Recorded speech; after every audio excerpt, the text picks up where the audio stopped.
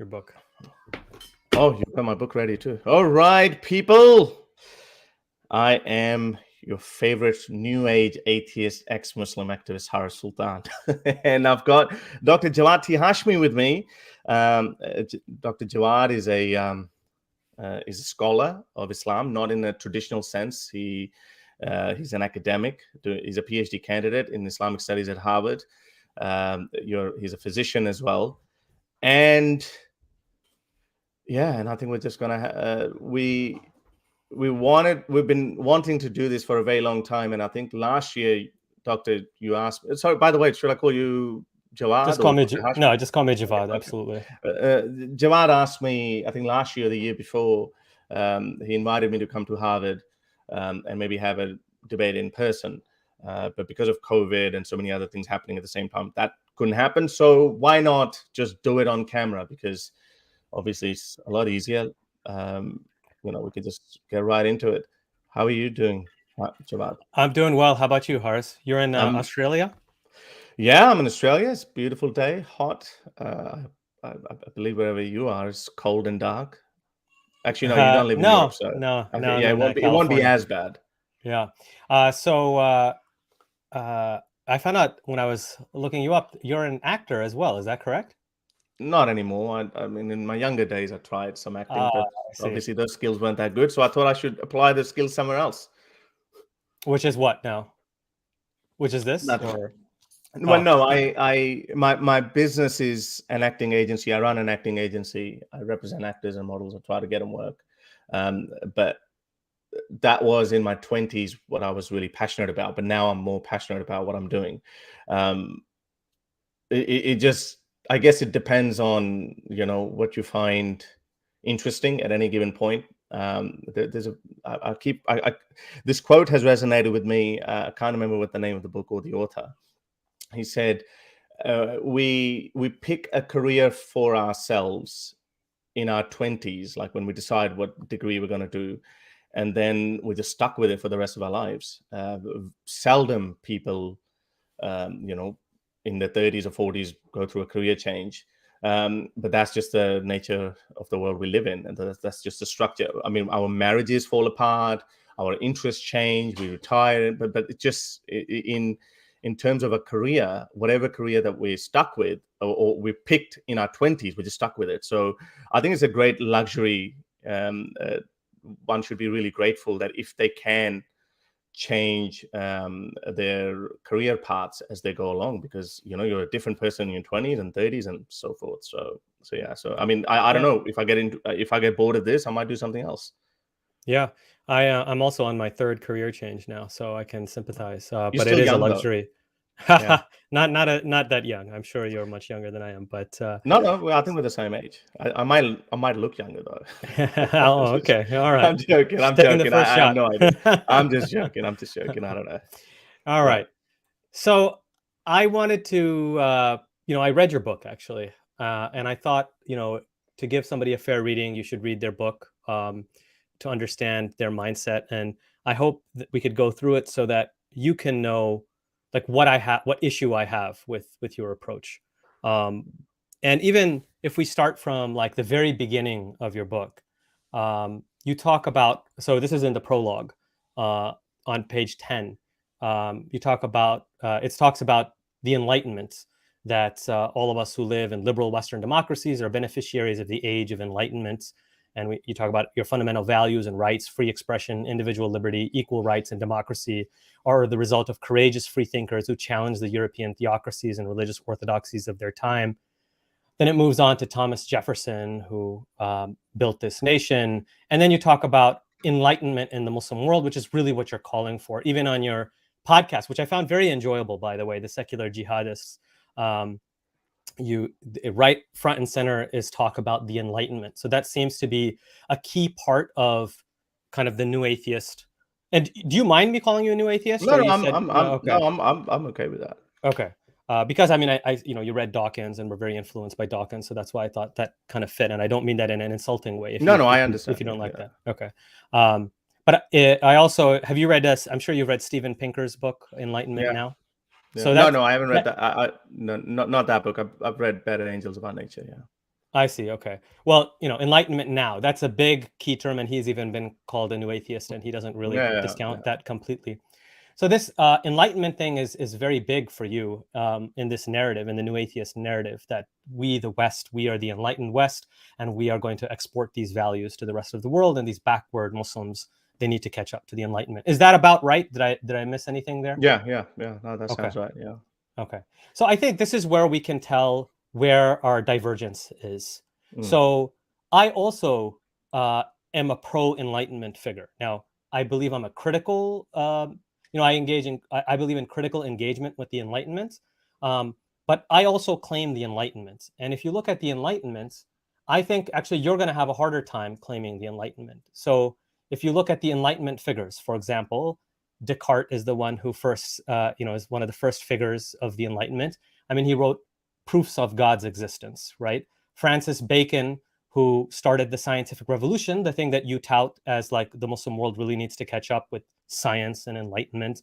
Well, why did he engage in his science? He engaged in his science because he thought that it showed the glory of the Creator, Mm. right? He has a famous quote: "A little philosophy inclines man's mind to atheism, but depth in philosophy brings men's mind about back to religion," which I think applies here, by the way. We'll find out how. If you look at Immanuel Kant, who wrote the famous essay, "What is Enlightenment?" When he says "Dare to reason," which is kind of the essay that we all go back to when we talk about enlightenment. Well, he also wrote a book called "Religion Within the Bounds of Bare Reason," and then he says, "Quote: Morality leads inevitably to religion." John Locke is the father of modern liberalism. He wrote a book Free called The expression. Yeah. Reasonableness.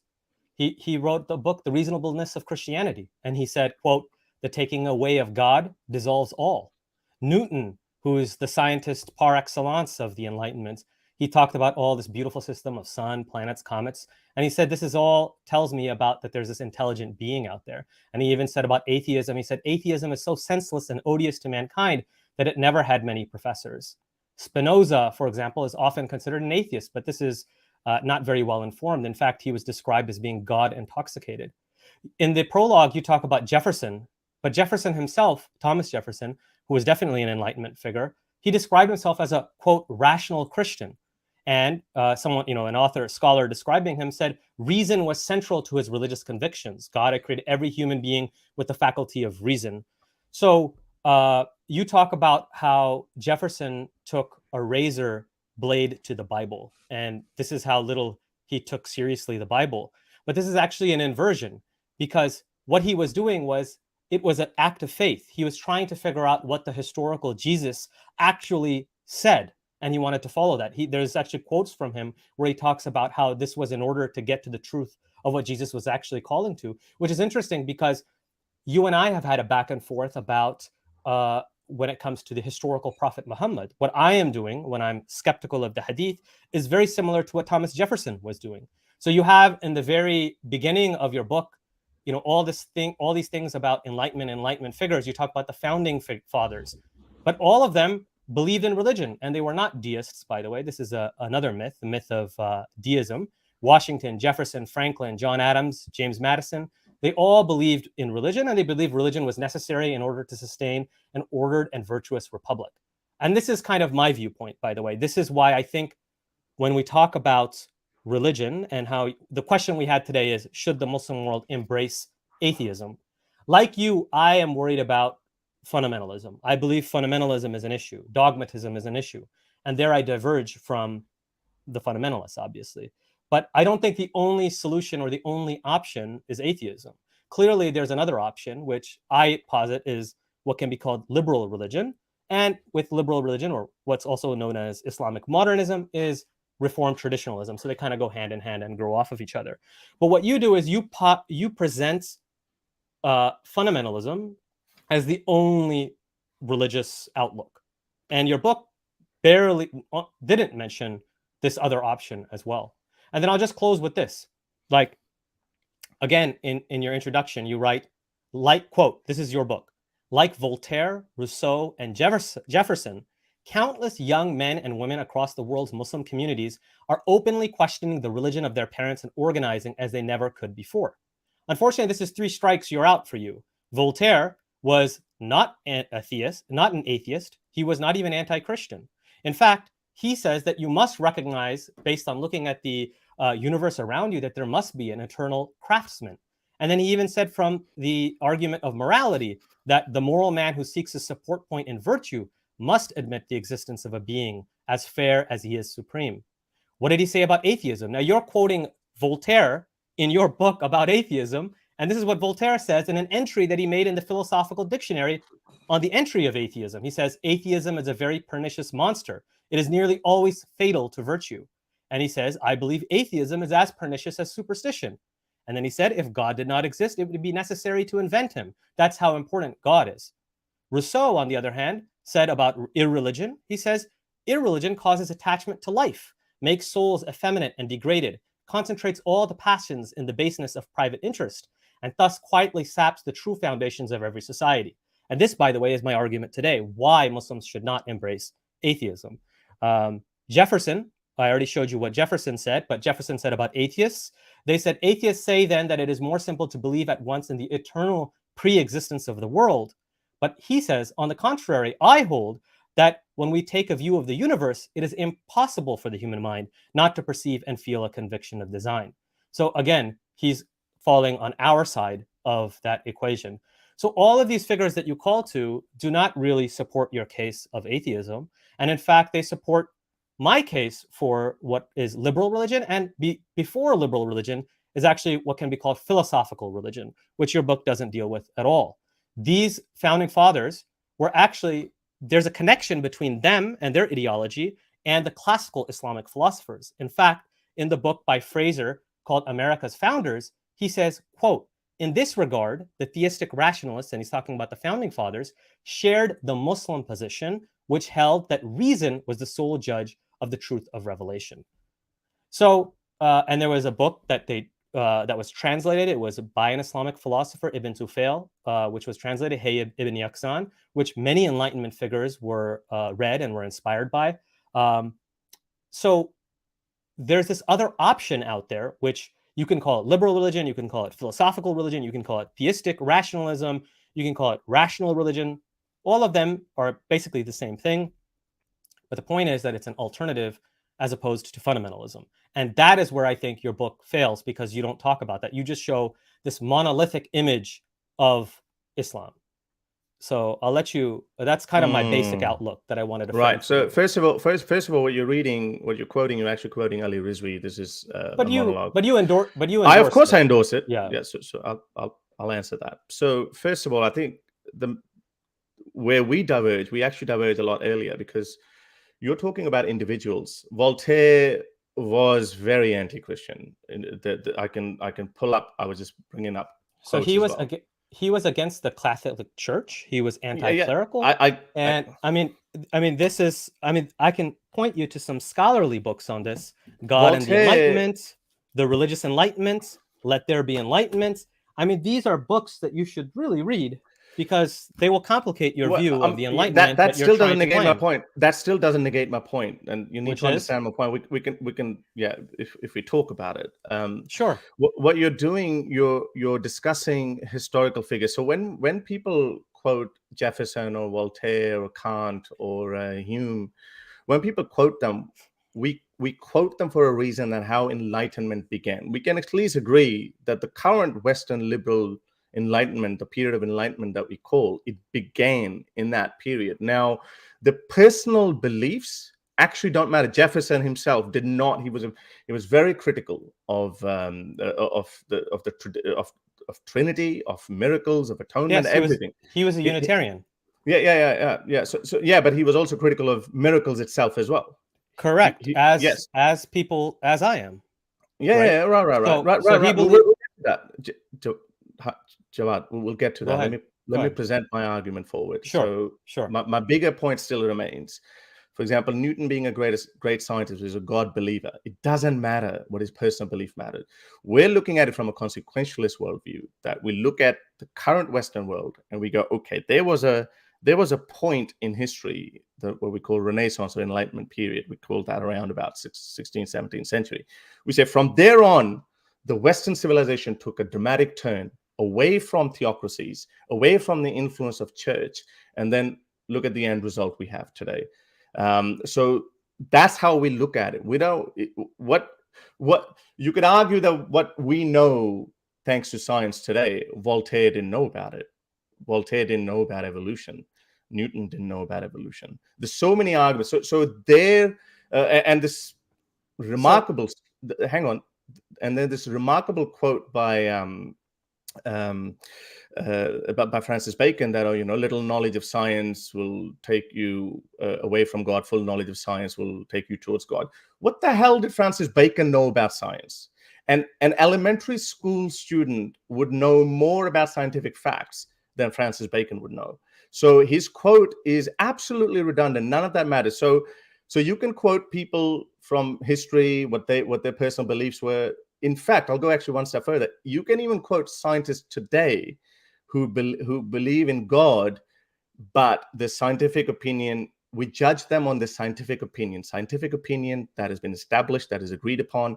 That is what we go by. So when we talk about enlightenment, we talk about enlightenment values that started. So if you brought up Thomas Jefferson, for example, was a slave owner as well. So would you be a hero then? He would not be our hero when it comes to that.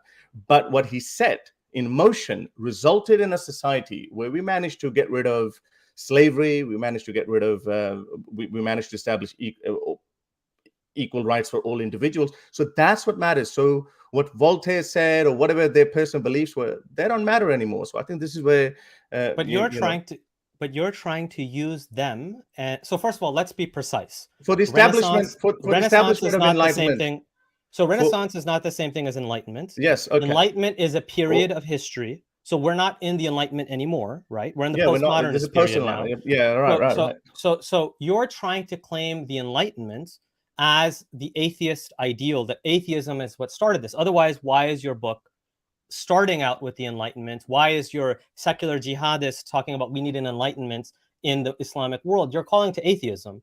So what you're trying to use is this mythical understanding of the Enlightenment, which you're not even clear about, because you say Renaissance, Enlightenment. You're talking about now we're in the Enlightenment. I'm talking about the period. All these things was happening simultaneously. Okay, so I'm not the Renaissance and the Enlightenment. These are not the same thing. I know they're not the same thing, but they're happening around the same time. Protestant movement was also happening around the same time. No, they're not. These are separate phenomena. These are separate phenomena. They are not the same thing at all, and they don't even happen at the exact same time. This is not true. So they're not happening in the 16th, 17th centuries, 15th, 16th, 17th. If you look at that time, if you look at the time period, there may be overlap. We can take a look at exactly what the time frames all are, these things were happening. None of these. Nobody's saying they're the same thing. Of course, they have different names, right? But none of these things were happening in the so-called Dark Ages, right? So something happened in the Western world at that point. As a result of that, we live in the current world. You understand that point? 15th and 16th century, okay? Right. Age of Enlightenment, 17th and 18th century. Yes. It's a different century, my friend. So none of these things happened. Obviously, there's step-by-step process that happening, and we're using that as a precedence to what. But that has nothing to do with atheism, though. That has to do with. Would you agree that the majority of the world is headed towards atheism? I mean, atheism in recent decades, yes, well after the Enlightenment. Yes, and now because we don't. So then you shouldn't use the Enlightenment. Then you should abandon the Enlightenment, because the Enlightenment was conducive to religion. You should not. No, it wasn't. Call the Enlightenment. Yes, the whole movement was. No, Javad. Hang on a second. Listen to the point. The whole point of enlightenment is setting things in motion that result to the liberal democracies that we live in today. That's what we're arguing about. So liberal democracy has no contradiction with religion. Religion is what John Locke, he founded his argument about toleration upon religious arguments. If you read the first and second treatises that he wrote, he's quoting Bible verses to justify what we now take as the foundation principles of secular liberalism. If you read the such as that we were created we're the workmanship of God, that we are dignified. Even this idea of human rights, for example, the foundation of that is we are all created in the it is self-evident that we all created equal, right? Created by who? By God. Even the French Declaration has the supreme being as what you base these human rights upon. You're still missing the central point. I think you're getting caught up on what I'm using to get to my result.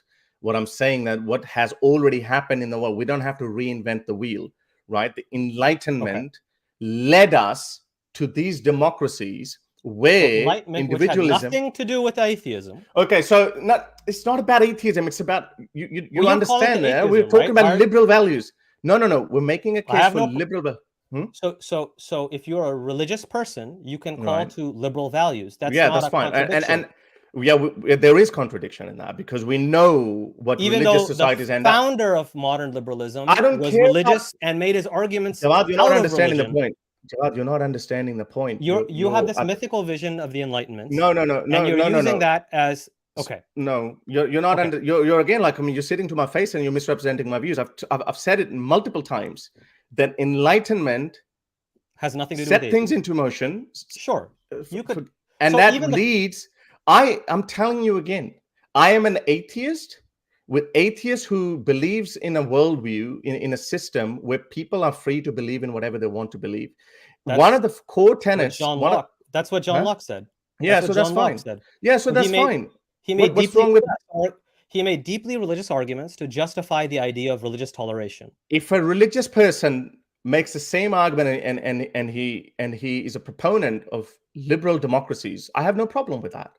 I don't understand where's the beef with that. So the point is not about what you have an issue with. The point is that your entire argument, your book, starts with by saying that we need to bring this enlightenment, which is atheism. Now, the other point I'm trying to make is this is not what it says. No, that's not. Go read it again. It says, hang on, Jawad, no.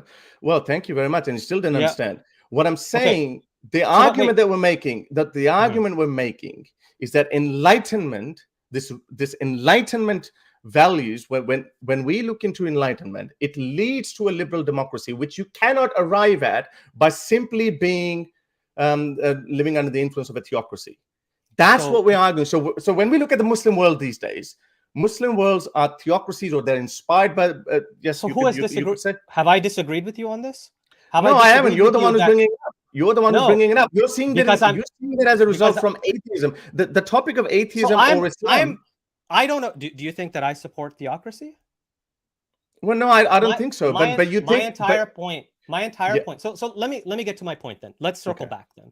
Okay. So my issue is that your book presents a monolithic vision of Islam. We can get to that. For example, so you say on page 7, this is your introduction, that the Muslim world also contains, and you say, quote, dissidents, freethinkers, and secularists who value freedom over authoritarianism. On page 186, you said we can divide Muslims into 4 categories: jihadis, Islamists, carefree, and seculars. What do you think is missing there, Harris? And then you said on page 63, you said, luckily, most Muslims are bad Muslims. And then you said that moderate Muslims are just those who are less religious, non-practicing. This is on page 16. So what do you think if you're being, see, what you should be doing if you're writing a book is, first of all, when you're negating a position, you should not straw man it, but you should steel man it. If you want to negate religion, right, then you should negate its most sophisticated manifestation of it. Or you should say, I haven't, or in your book, you should have said clearly that you have no issues with that. And so this is the problem with you modernicists. This is the problem with you reinterpreters of Islamis. And this is where we're going to get into it, right? So you're talking about quoting Voltaire and what the personal beliefs were. They're irrelevant. Again, you missed the bigger point. Except that you mentioned all of them. Jawad, maybe we need a moderator then. This is what I'm saying. Like, I don't understand where the sense of frustration comes from. Like, just put point. Like, you're telling me that I should write a book and I should steelman someone's position, but here you are sitting right on my face and you're straw manning me. I'm telling you again. The point that is being made there, and the point that I've been consistently making the same point: Enlightenment values resulted in liberal democracies. I stand by it. Don't disagree. Okay, that's great. And when we get to that, when we live in liberal democracies, now that's the point we didn't make, but I learned that point, and now I'm going to make it because now we have more data. Once you get into this liberal democracies, you could argue that some other kind of, wokeism or some other kind of dogma would originate, but religion becomes a lot weaker in liberal democracies. We look at every Western, not survey, actually census results. Religious people are going down. The people are losing their faith. And that is the direct consequence of a liberal democracy, where there is freedom of thought, freedom of expression, and there's open debates and dialogues. That is the end game. That doesn't happen in Muslim countries. And that's what activists are striving for. So you're now reversing the argument. So you're inverting it. So initially, now you're saying that enlightenment leads to atheism, right? This is a critique. It's one of the consequences, yes. This is, I mean, you would be on the same footing as the religious fundamentalists who would argue the same thing. Now, the reality is that because it's obvious. This move towards atheism is only a few decades old. We're talking about since the 1960s, 70s. It's the sexual revolution, which is the real linchpin of everything. And which actually, which is a sexual revolution. 200 or 300 years is nothing when it comes to societies. Correct. But it's a sexual revolution that is actually what precipitated this rise in everything. Sexual revolution is just a part of it. Right. Well, I mean, you can look at the correlations, right? So but you can look at civil rights movement as well. You can look at the the civil rights movement movement as well. Abolitionist movement and the civil rights movement were deeply implicated in religious ideology. No. Oh, come on. You don't think Martin Luther King? Yeah, you don't think again. You go back to original. You go back. So you don't believe in facts. Views of people. No. You believe in individual beliefs. That's what you believe in. I'm saying, you can find an African black man who would be defending slavery of Muhammad, but when you show him, hey, he specifically owned black slaves, then you'd be like, oh, okay, then he might be thinking, but he was still defended. So Martin Luther King, hang on a second, this is a very important point. So Martin Luther King was a devout Christian. So we know when it comes to religious people, they can turn off certain bits and then they can turn on certain other bits. For example, every man should be equal. Well, it took Christian world nearly 2,000 years to figure that out, that, okay, maybe we shouldn't have slavery. Jesus himself said that a good slave is the one who actually who obeys his master. So you can find similar narrations in Islam as well. All men are created equal, yet one can be a slave and the other one can be a master. What kind of equality that is? It's obviously man-made and it's contradictory. Yeah.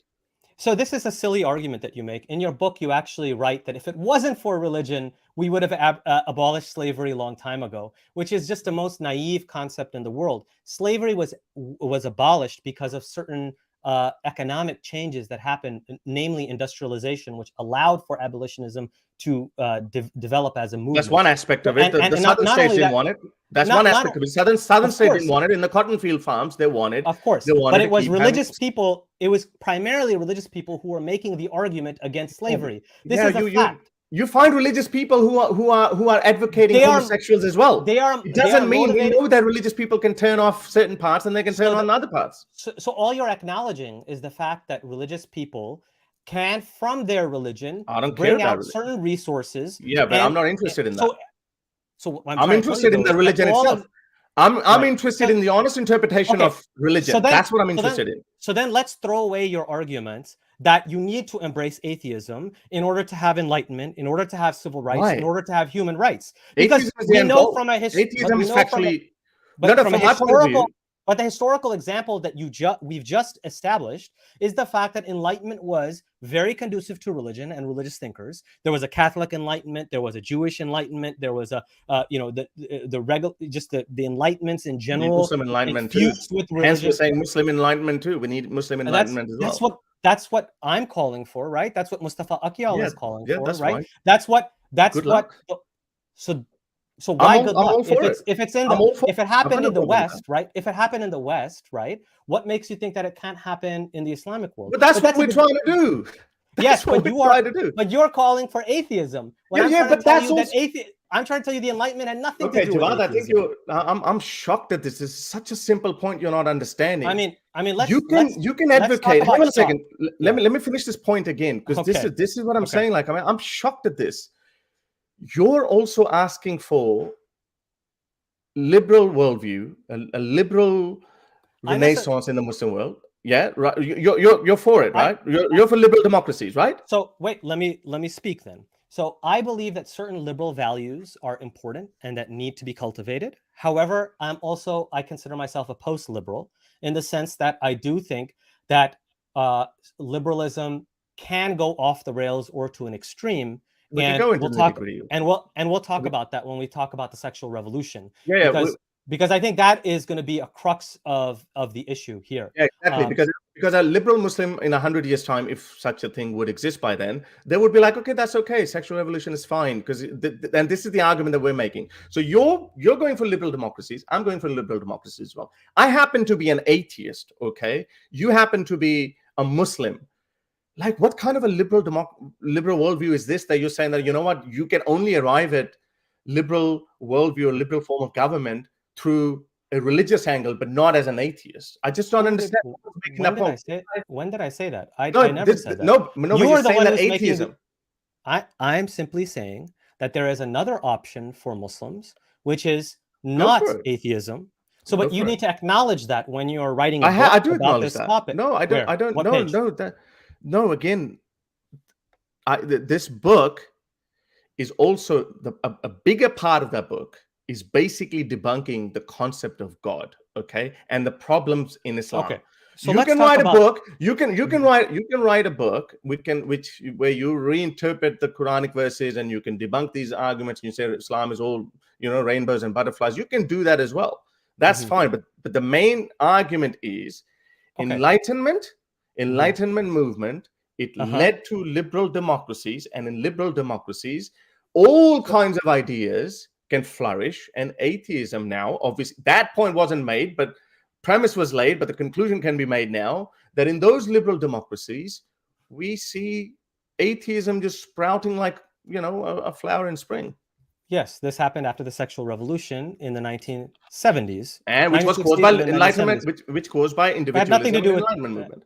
So there is an argument for individualism unchecked leading to that. But the founding fathers themselves believed that religion is important for the societal fabric so that that doesn't happen. So our real debate is going to be whether that was a good thing or a bad thing, not whether the Enlightenment figures themselves actually believed in what you're selling. But let's move on. That's not even an argument. You're again strawmanning it again. It's not a straw man. Your book is an entire straw man. It is. No. Okay. Let's go to the proofs of believe God. in that. So you said that your book is about proving that God does not exist. That's what you just said. And debunking the idea. So let me ask you now, okay?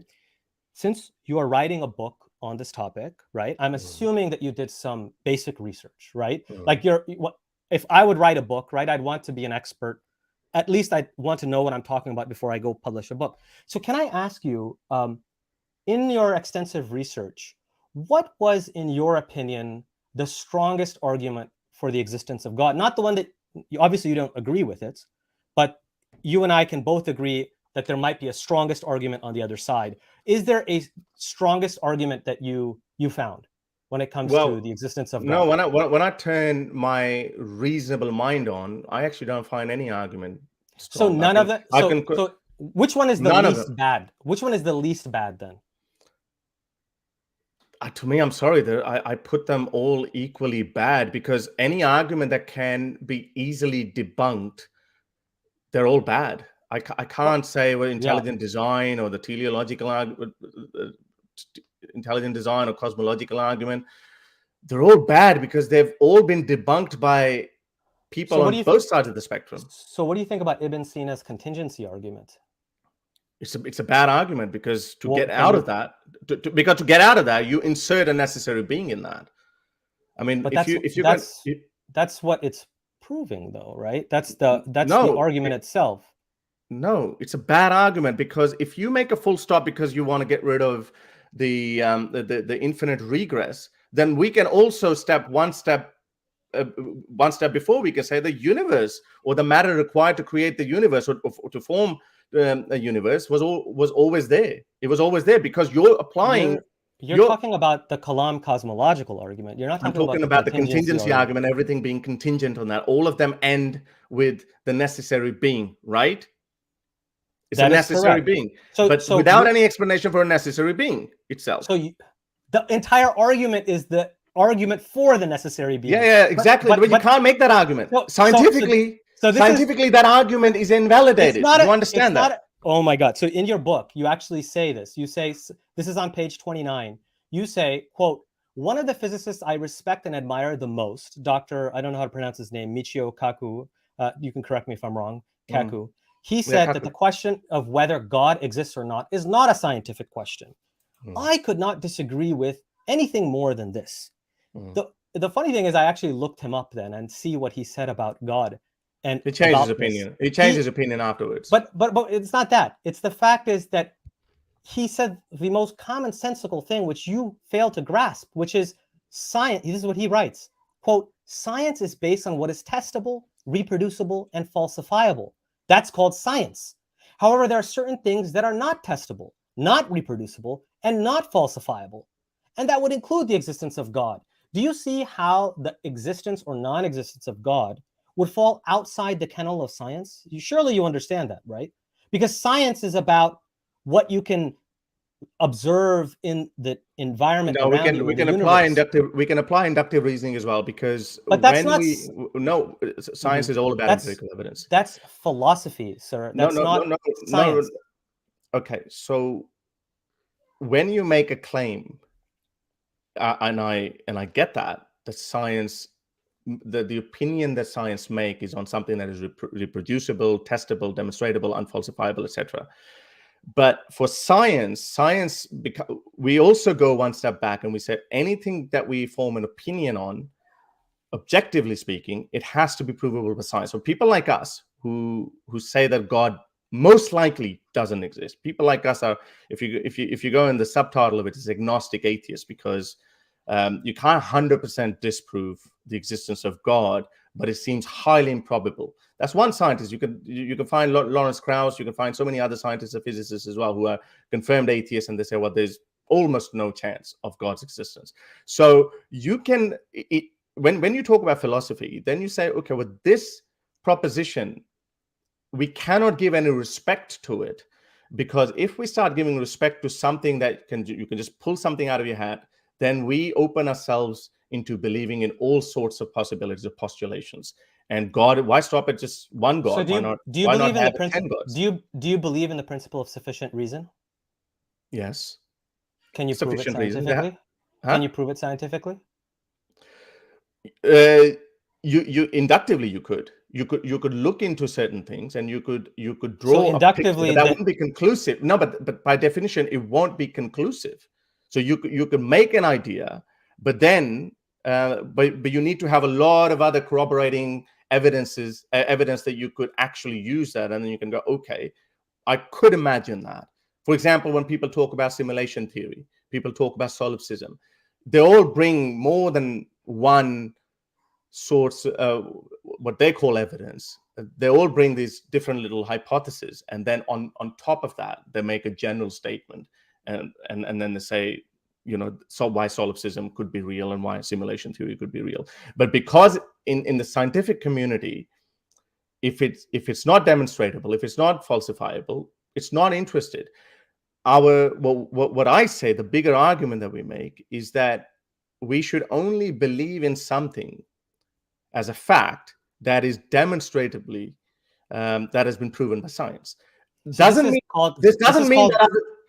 mean other things don't exist. It doesn't mean this is called logical positivism, and it's been debunked widely. So you're just way behind the times. You think science can prove or disprove God.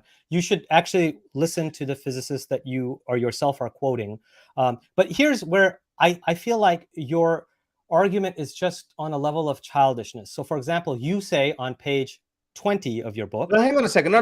You said, wait, instead of hold moving on, forward, hold let's on. go back to that. Let's go No, back to that. we're going to this exact point that you made already. Wait, let me just quote this one part where you said, quote, "Who created God?" I remember around the age of 9 or 10, I asked my mother who created everything. And when she said Allah did it, I asked who created Allah. She had no answer.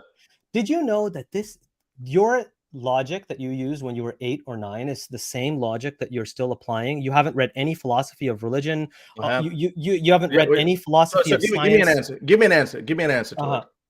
Who created God? The whole argument is premised on the idea. If somebody created God, right? God is simply the name we give for. You could call him Yahweh. You can call him Krishna. You can call him a potato. You could call him a potato. You could call him anything you want. You say that I'm disproving all those gods. The name is not important. Because there's no evidence.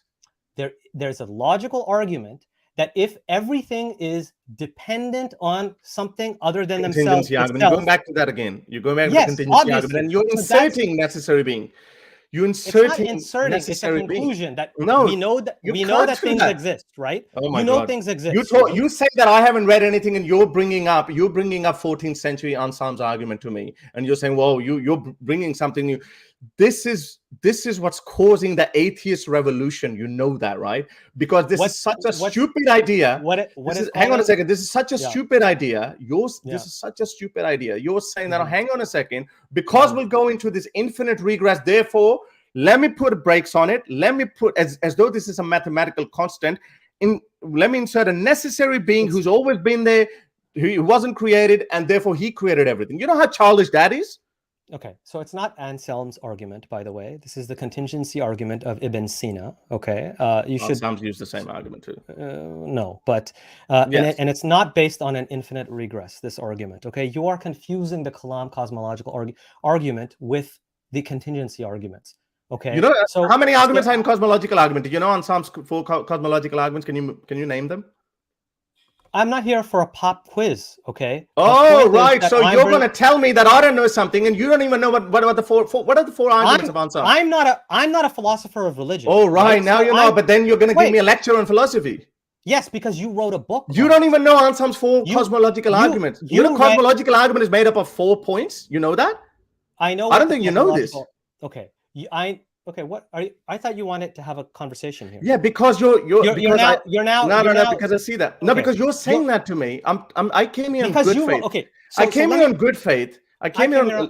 No, you didn't. No, you did not. Yeah. You're just throwing terms like childish and something. You constantly, I don't know what you're trying to win. You've used the word. I said it now. No, you're an academic. You should behave like one. Okay. You should. I'm saying behaving perfectly like an academic. I'm an activist.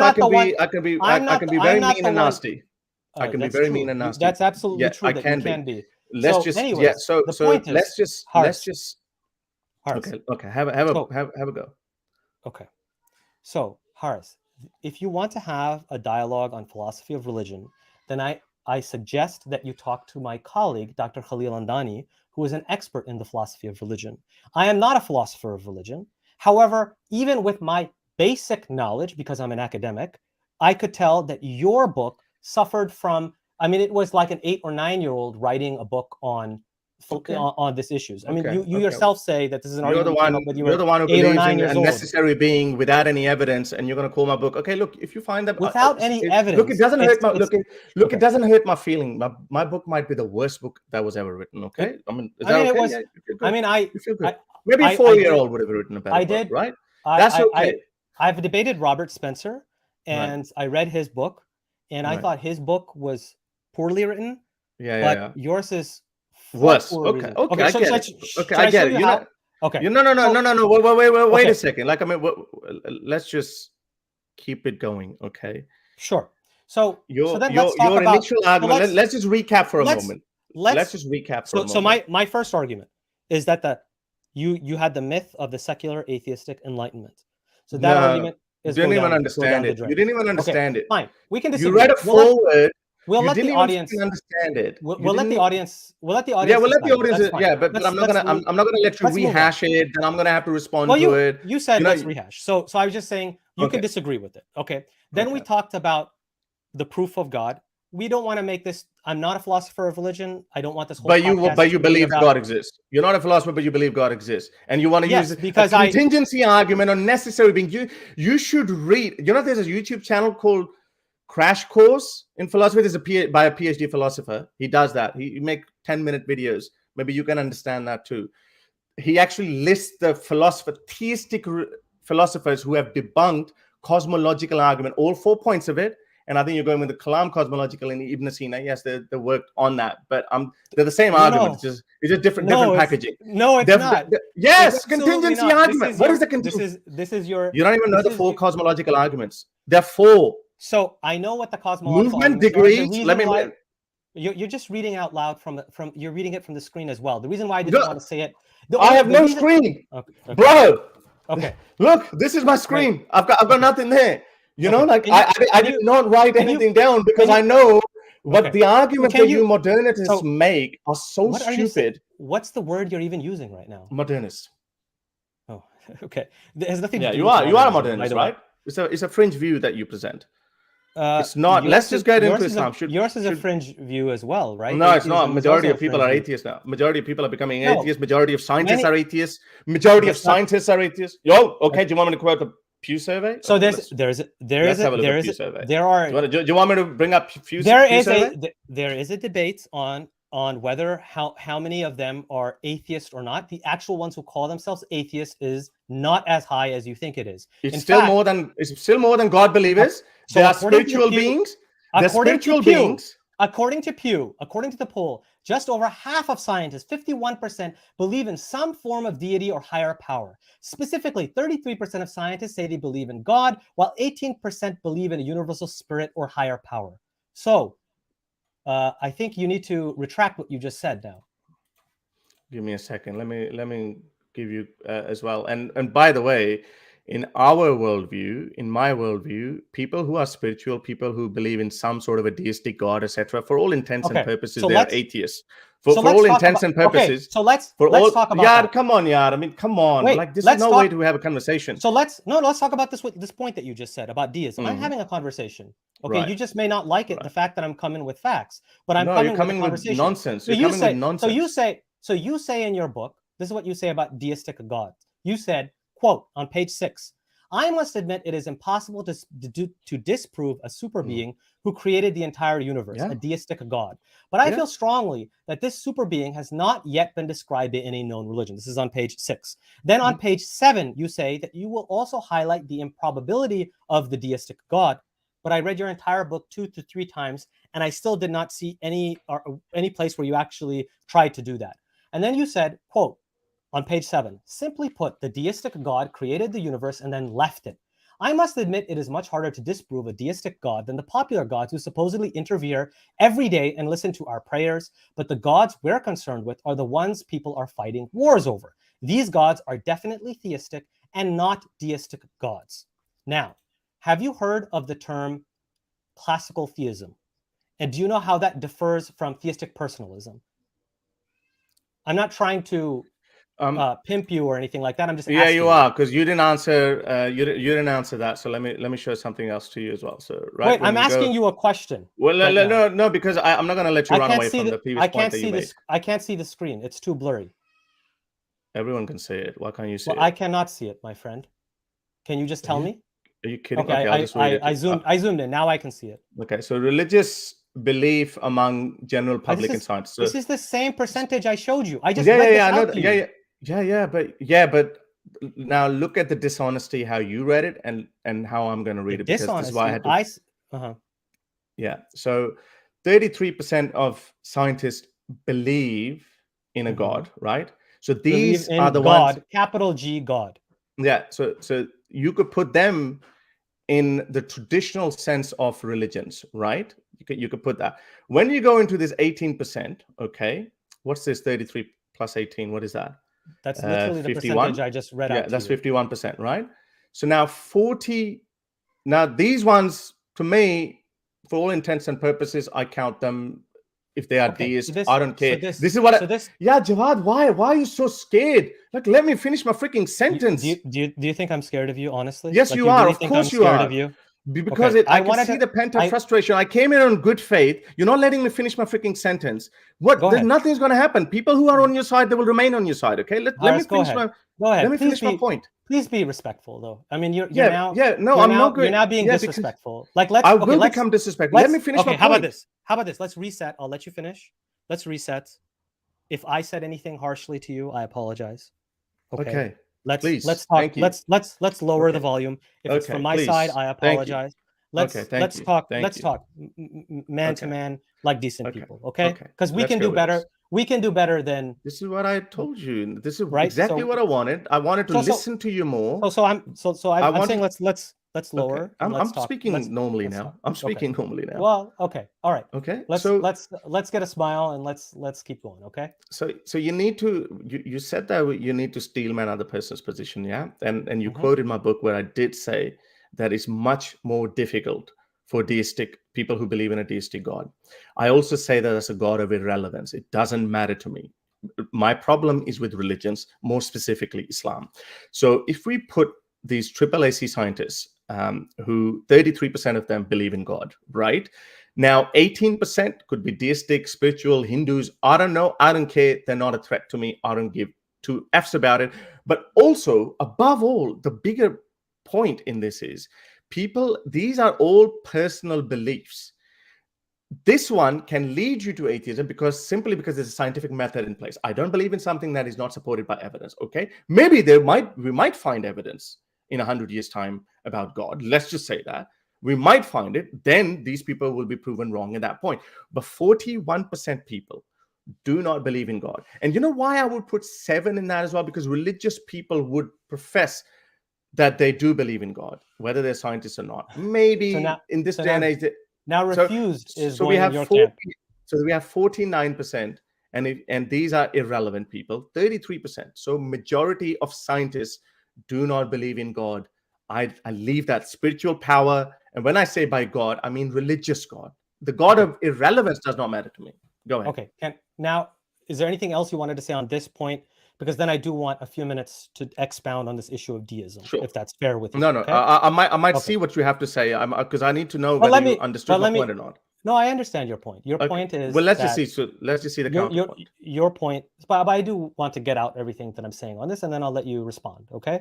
So your point is that they perhaps believe in a deistic God, but a deistic God is not of relevance to you because it's so different than the God of religion. That's your argument. And that is the argument that you raised in your book as well. So I don't think I misunderstood you here.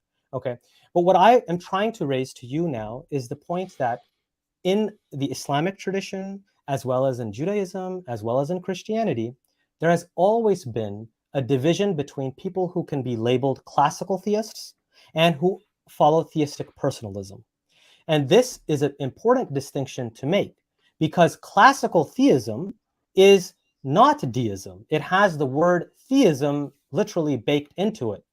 So all of these figures that I was talking about before to you, as well as scientists, very well could be, and many of them were, arguing for a conception that's consistent with classical theism, which is not theistic personalism or the personal God that you write about eloquently in your book about how you're not convinced about. So for example, when you say this is the God who gets angry, who smites down people, who is emotional, who like stomps down on people, has, anthropomorphic descriptions, this is the God of theistic personalism.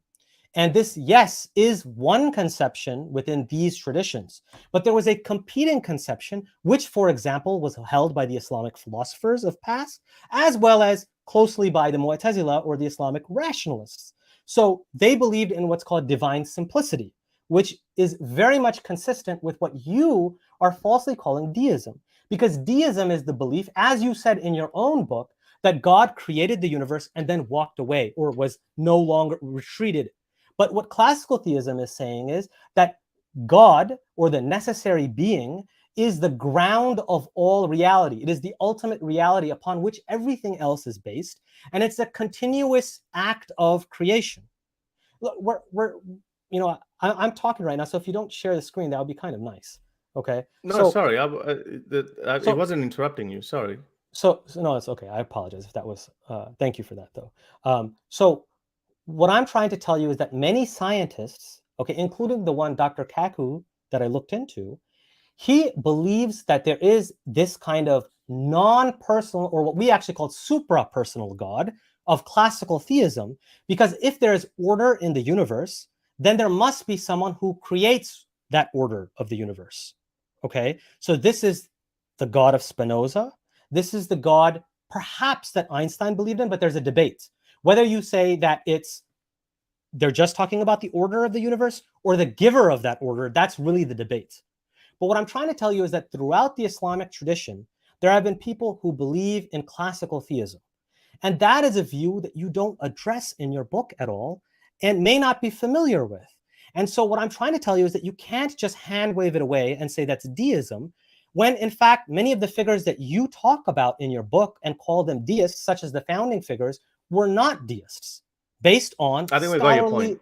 I think we got based your on point. scholarly literature. So, Okay. so what I'm trying to tell you is that that is a convincing viewpoint that you should steel man as opposed to hand wave away. That's my argument. Okay, so I think again this is a problem with you modern interpreters, is like you feel left out, that religious people don't take you. No, again, right? Okay, no, it's not insulting to you as in person. We're now talking on more friendly terms. Let's we are. Let's reset. Let's reset. Okay, so again, not you personally, but that's the problem of these modernist new interpreters of their own religions. I think they have this beef that atheists don't take them seriously and religious people don't take them seriously. I'll tell you why. That's correct. Yeah. Religious fundamentalists, not religious people in general. No, religious people. And I'll tell you why. Because if we look at the same statistic that we looked at, 18% who don't believe in God but do believe in a universal spirit or higher power. Now, this obviously amongst scientists. These are highly educated people, right? But when we look at the general public, people are firm in their definition of God. People are, like this positive theism that you're talking about. They are majority, and in the Muslim world, when you look at it, this number even goes higher than 83%. You would barely see this number amongst general public. So to me, as I said again, when I'm writing a book, when I'm writing an introductory book, I am specifically targeting the most prevalent held belief. Right, and that's so when I talk about it, So when I talk about it, and this is why when I even messaged you at some point and you said that this is offensive, that I considered you a modern or new age. I can't remember what term I used. You took an offense to it. Again, I was like, I'm walking on eggshells with this guy here because I'm hoping. You also took offense. You also took offense, right? You initially, when I used the word new atheist, you initially no. I didn't take offense. I just chuckled in that because please. Yeah. No, okay, but go ahead. No, because I can't respond to a non-specific claim. So if you find the exact I'm specifically saying, you said that, Harris, this is very offensive. I'm a traditional Muslim. You said I never said I'm obviously not a traditionalist. Okay, but I am a traditional believer in the sense of that I follow certain traditional rules. Okay, of regulations. Yeah. Like praying 5 times. No, because I brought up. I pray 5 times a day. Yeah. Yes. I brought up. Let's not bring up like private conversations. No. I'm not bringing a private conversation, and I'm sure it'll be. No. I'm trying to make a point because you're attacking me that why I did not discuss such and such things in that. I'm telling you about, because you are all for steelmanning the other person's position. Yeah. I'm sorry if it hurts the feelings of you or Khalil or some people, like, hey, hang on a second. Why are we hardcore new atheists? We just gloss over what you guys have to say. Okay. So this is, my beef is, at the end of the day, even though the conversation might get heated up, and I said that initially as well, that if you're also promoting or striving for liberal democracy, I don't see you as my enemy. Mufti Abu Layth is another one. I don't see him as my enemy. I would be more concerned about those Salafis like Hakikachus, because they're actively striving for a Taliban kind of system, right? So I don't discuss. Let me finish my point. Yeah. So I'm not in the business of picking up fringe worldview within Islam.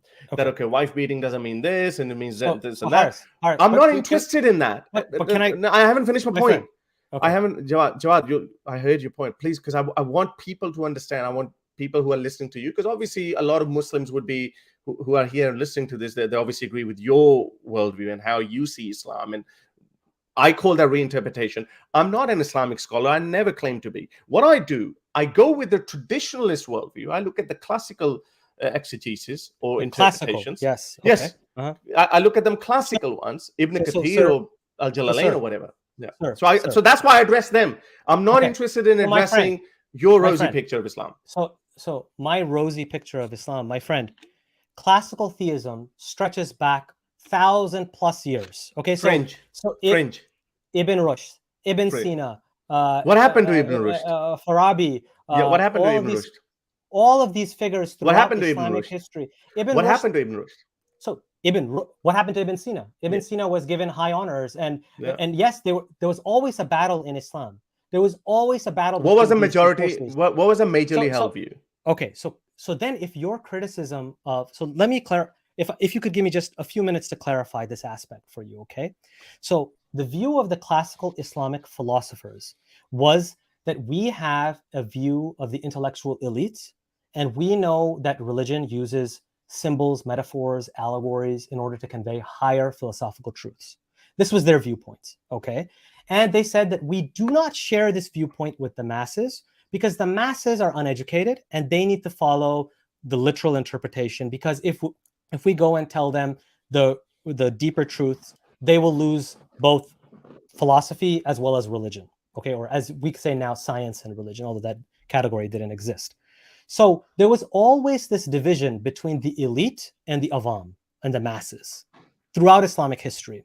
What happens in the modern period is that this collapses with mass education and the collapse of Islamic institutions. So you're calling this a fringe movement, but this was the dominant, like any, not modernist like me, but any philosopher, professor of Islamic studies, Islamic philosophy will tell you, you can read the books that they write, that the most dominant philosopher and thinker in Islamic history was Ibn Sina. Ibn Sina was so influential that some people have even called Ghazali as Avicennan. And Ghazali was not dominant? Ghazali was also very influential, but he was influenced by Ibn Sina. My point is that in the Islamic intellectual discourse was always an elite discourse, okay? Now, in the modern period, you're right, we are struggling with this issue that now mass education, and what's happening is that those people who were uneducated are now in positions of I think power. I got your point. I think I got your point, but so first of all, let's get this straight. Do you absolve me of this crime that the reason why I do not address that is because, I could be wrong, because I think these are fringe views and I'm not interested in them. I'm looking at the current situation. So no, but do you accept, understand, agree with that? If you had said in your book and in your writing and when you speak, but especially in your book, because you're writing a book, there's some responsibility when you write a book, that if you had said that I am simply critiquing this particular strain of Islam or this particular subset. Can I finish the sentence though? Hold on. Let me finish. Okay. I got your point. If you had said, so for example, in your book, I told you how you said that these are the different categories. You said, quote, we can divide Muslims into 4 categories. Yes. Jihadis, Islamists, carefree, and seculars, right? Yeah. So in that division, if you're going to divide Muslims up, you should have created another category, right? Which that is? There are, you could have put liberal Muslims. You could have put philosophical. No, the bottom two fall. The bottom two. No, because you said they could overlap. They could overlap. No, secularists. But you said that carefree are simply people who are not religious and don't know their religion, whereas which is a majority of them. No, that's not true, Harris. Actually, yeah, most are Islamists. So the other point that I want to tell you is that Islamic modernism itself. You're going to another point. We haven't discussed. Well, no, it's a fringe. No, you're talking about fringe, right? So this is on this point. So Islamic modernism was one of the dominant discourses up until there's a book by Albert Hourani, who's not a Muslim scholar, who's literally written about Islamic thought in the liberal age. Wait, hold on. So who was in 19th century India? Sir Syed Ahmad Khan was like the most popular figure. Okay, he was an Islamic modernist. They were done. The Grand Mufti of Al-Azhar in the Do you know earlier some of the times sayings was a of? modernist. Do you know some of Was the a sayings? modernist. Do you know some of the I'm sayings not of? denying. I'm not denying that they got takfired and they got called kafirs. No, Nobody's no. denying. Even his own views. No, Even some of his views were very repugnant. but you and I just agreed that we don't take just all the views of one person and say Yeah, that. but then you. So you we can start, be you start- critical when it comes to Thomas So Jefferson this and is why. Rousseau and Yes. Voltaire, but we Yes. can't be critical when We we're can. talking We about can. Sayyid Ahmad That's I Khan gave you and the like other example of people. slavery. I gave you the example of slavery of Thomas Jefferson. This is why you're missing the key point here. It's irrelevant what people, historical figures, what they thought, what not. We look at from a consequentialist point of view. We look at what are the consequences. When I'm existing in the 21st century, and I'm looking at the Muslim world, we can argue that how we arrived at that, what's the true message of Islam, it got lost over the 1400-year history or whatnot. As an atheist, which we briefly touched on, that there's no argument, there's no decent argument or evidence for God's existence. So I'm an atheist. You can disagree with that. You can go with your God, whatever. So I'm already gone past that step. Now I'm looking at the society. I'm looking at the world. We have a liberal worldview, the Western liberal democracies. We look at that. We're like, okay, the standard of living, lifestyle, everything is better in these liberal Western democracies. But then conversely, when we look at the Muslim world or any other world that is governed by strong traditional historical that look basically backwards, they actually are backward in present as well. So this is why I'm addressing that. To me, the Muslim world, which you agree needs enlightenment, some sort of liberal values. Obviously you don't agree with all of them. And then we can, and by the way, when I was writing the book, wokeism was not that much of a problem. It's barely touched upon as well. So you could actually critique me on that, how far liberalism can take you to this woke mania. You could critique me on that as well. That wasn't discussed as well at that point, even though like it was still in its infancy at that point. But what I'm arguing here is that you don't need to convince an atheist like me that, hey, you know what, this is what's wrong, because our end goal is almost the same: liberal democracies, freedom of expression, high better standard of living, etc., etc. But you're saying that you can arrive at that from Islam. Fine, go for it. But you have a hard time convincing 94% of Pakistanis in Pakistan who call themselves traditional Muslims with traditional interpretation, not the interpretation that you're talking about. You need to convince them, not me. I'm not even interested in that. I am interested in telling people there is no evidence for God's existence. There is, there's no rational, philosophically or scientific argument to be made for God's existence, and skip that part and go straight into, liberal form of government. That's what I'm saying.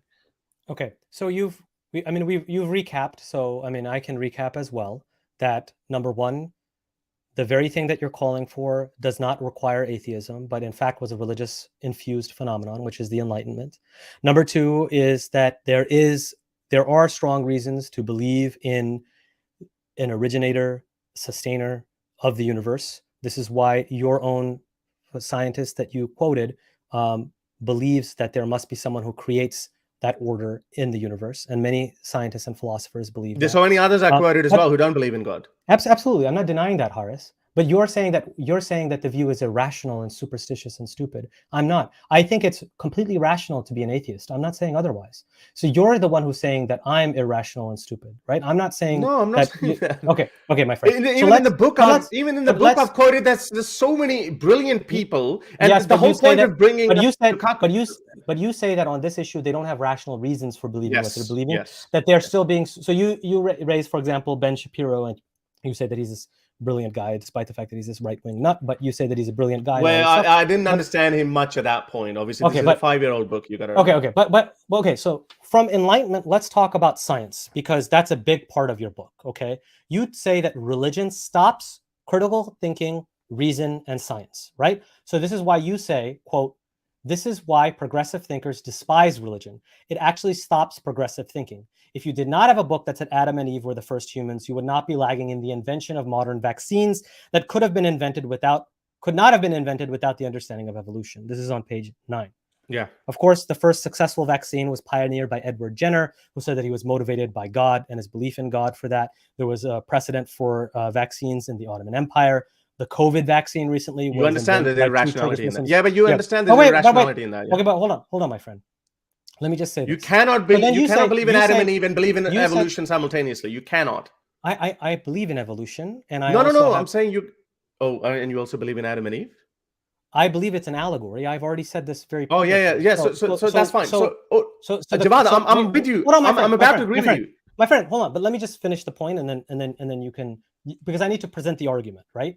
So then you say that religion actually blocks science. You say, quote, science is an alternative that gives us answers rather than mystifying the natural world and natural processes that religion has told us not to think about. Okay, so then you present this idea that religious people are all fideists, all right? That they all just believe this is what the text says. Now I close my mind. There's no reason and rationality.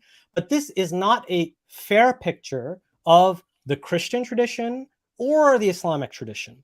Okay, for example, in Christianity, there was always the understanding of faith-seeking understanding. Not only that, but the origins of modern science go back, and science in general has religious origins. The idea of a monotheistic God is what allowed for the existence of uniform natural laws. Many physicists agree with this, including the one you yourself mentioned, Dr. Kaku. Religion is what created a book culture around which this kind of learning and knowledge took place. And religious thinkers, far from saying that religion blocked them from doing science, they actually said that belief in religion is what compelled them to do science. They would quote, for example, that this is God's handiwork. They would call, for the Bible, they would quote Psalm 19. The heavens declare the glory of the glory of God, and the firmament shows his handiwork. So they believed, these Christian medieval Christians, that we study the universe in order to know God. This was the same view that was espoused throughout Islamic history. Do you deny, for example, Ibn Rushd? He said that the Quran itself says to reflect on the universe around you. Ibn Rushd's belief in God is very questionable. So that is Ibn false. Rushd, yes, no, it's not. Okay. There is no direct literature. He has written many books. Have you read a single book by Ibn Rushd? But they haven't survived. They've been written by secondary sources. Those books haven't survived. You're not correct, my friend. Okay, he has many books that are written. He literally defends God. He has a proof for the existence of God. You've once again done to him what you do to all these Enlightenment thinkers and create this mythical understanding in your brain. You can't go online and search for this because the internet is not the right place to search. He has proofs for the existence of God. He literally says, he quotes the Quran. He says, have they not contemplated the dominion of the heavens and the earth and what things God has created? And then he says, this is Ibn Rushd. He says, existing things indicate the artisan, he's talking about God, only through cognizance of the art in them. And the more complete the cognizance of the art in them, the more complete is cognizance of the artisan. So he is basing his belief that we need to study the world and science and philosophy based on his religious belief. And this is what all of the Islamic philosophers and natural scientists believed, the natural philosophers believed. So there was a viewpoint in Islamic history that said that there's a Stanford encyclopedia, and I'm reading that. Okay, most of his work has been lost while readers await the day of their rediscovery. They must generally make do with medieval translation in Hebrew or Latin. That's correct. There are translations that are... He has Arabic. He has multiple Arabic texts. He has 3 Arabic texts that are just on religion and philosophy. He has a huge corpus. So you're saying that in this mysterious corpus that you don't know, perhaps he didn't believe in God. Okay, I'm not an expert in that. Okay, but I am. I am an expert on that. Okay. Then talk to me. Talk to me as if I'm your student. Okay. Okay. I'm not an expert on Ibn Rushd, and I don't. So what I'm trying to say is that throughout Islamic history, there was a huge advances that were made in science. This is not limited. I get it. Okay, I got your point. You've been talking nonstop for the last 5 minutes. Okay, but then I'll just close. Not 5 minutes, but let me just close with that one sentence. Okay. The Islamic science thrived for 1,000 years, okay? And it was on the basis of their religious convictions that these people engage in science. We know that because they said it. And they would often be theologians. Most of them were theologians. Some of them were faqihs. Some of them were literally legal jurists. I got your point. Similarly, in medieval Christendom, they were men of the church. You say in your book, drag it back. so really how hone in. so if religion blocks science, Yes. what do you say about Because the I've already last told you. 1,000 years of history Because that tell you otherwise? Okay. No, it doesn't tell me otherwise. It gives me exceptions. They're not the rule. They're exceptions. And by the way, the Stanford Dictionary says, with important exceptions, most of his works are available in the original Arabic. Yes. Okay. Fine. With the so let's get back to the original point that you're saying that I'm saying, let's steelman my own position. I'm saying religion leads you away from science. You're giving me these. You're quoting these little people, these people, influential people here and there, both in the Christian world and in the entire tradition, sir. No, not the entire tradition. Come on, Ghazali okay. Let me finish the point. What about Ghazali? Ghazali said women are made to serve women. And what does that have to do with science? And it needs it leads you the worldview that if you follow, and these are brilliant people, if they're looking at the same text that you're looking at, Hadith, critically, Quran, maybe metaphorically, they're coming at different conclusions which have real life consequences, which create societies around us, the societies that we are still stuck in the 21st century. Let me tell you something. Why? Because if I read this, if I'm a Muslim, and this is the reason why majority of Muslims are not like you, they're like, Dr. Isar Ahmed, that kind of Muslims, okay? Or Salafi, or Wahhabis, or Deobandis, or Brelvis, or superstitious people who believe in flying donkeys and all that, okay? When you look at this one, okay? This is Sahih Bukhari. It says, if a man has sexual intercourse with his wife... You're scattergunning now. You're scattergunning. No. I'm making a specific point. This is religion and science. If a man has sexual intercourse with his wife and gets discharged first, the child will resemble the father, and the woman gets discharged first, the child will resemble her. Okay.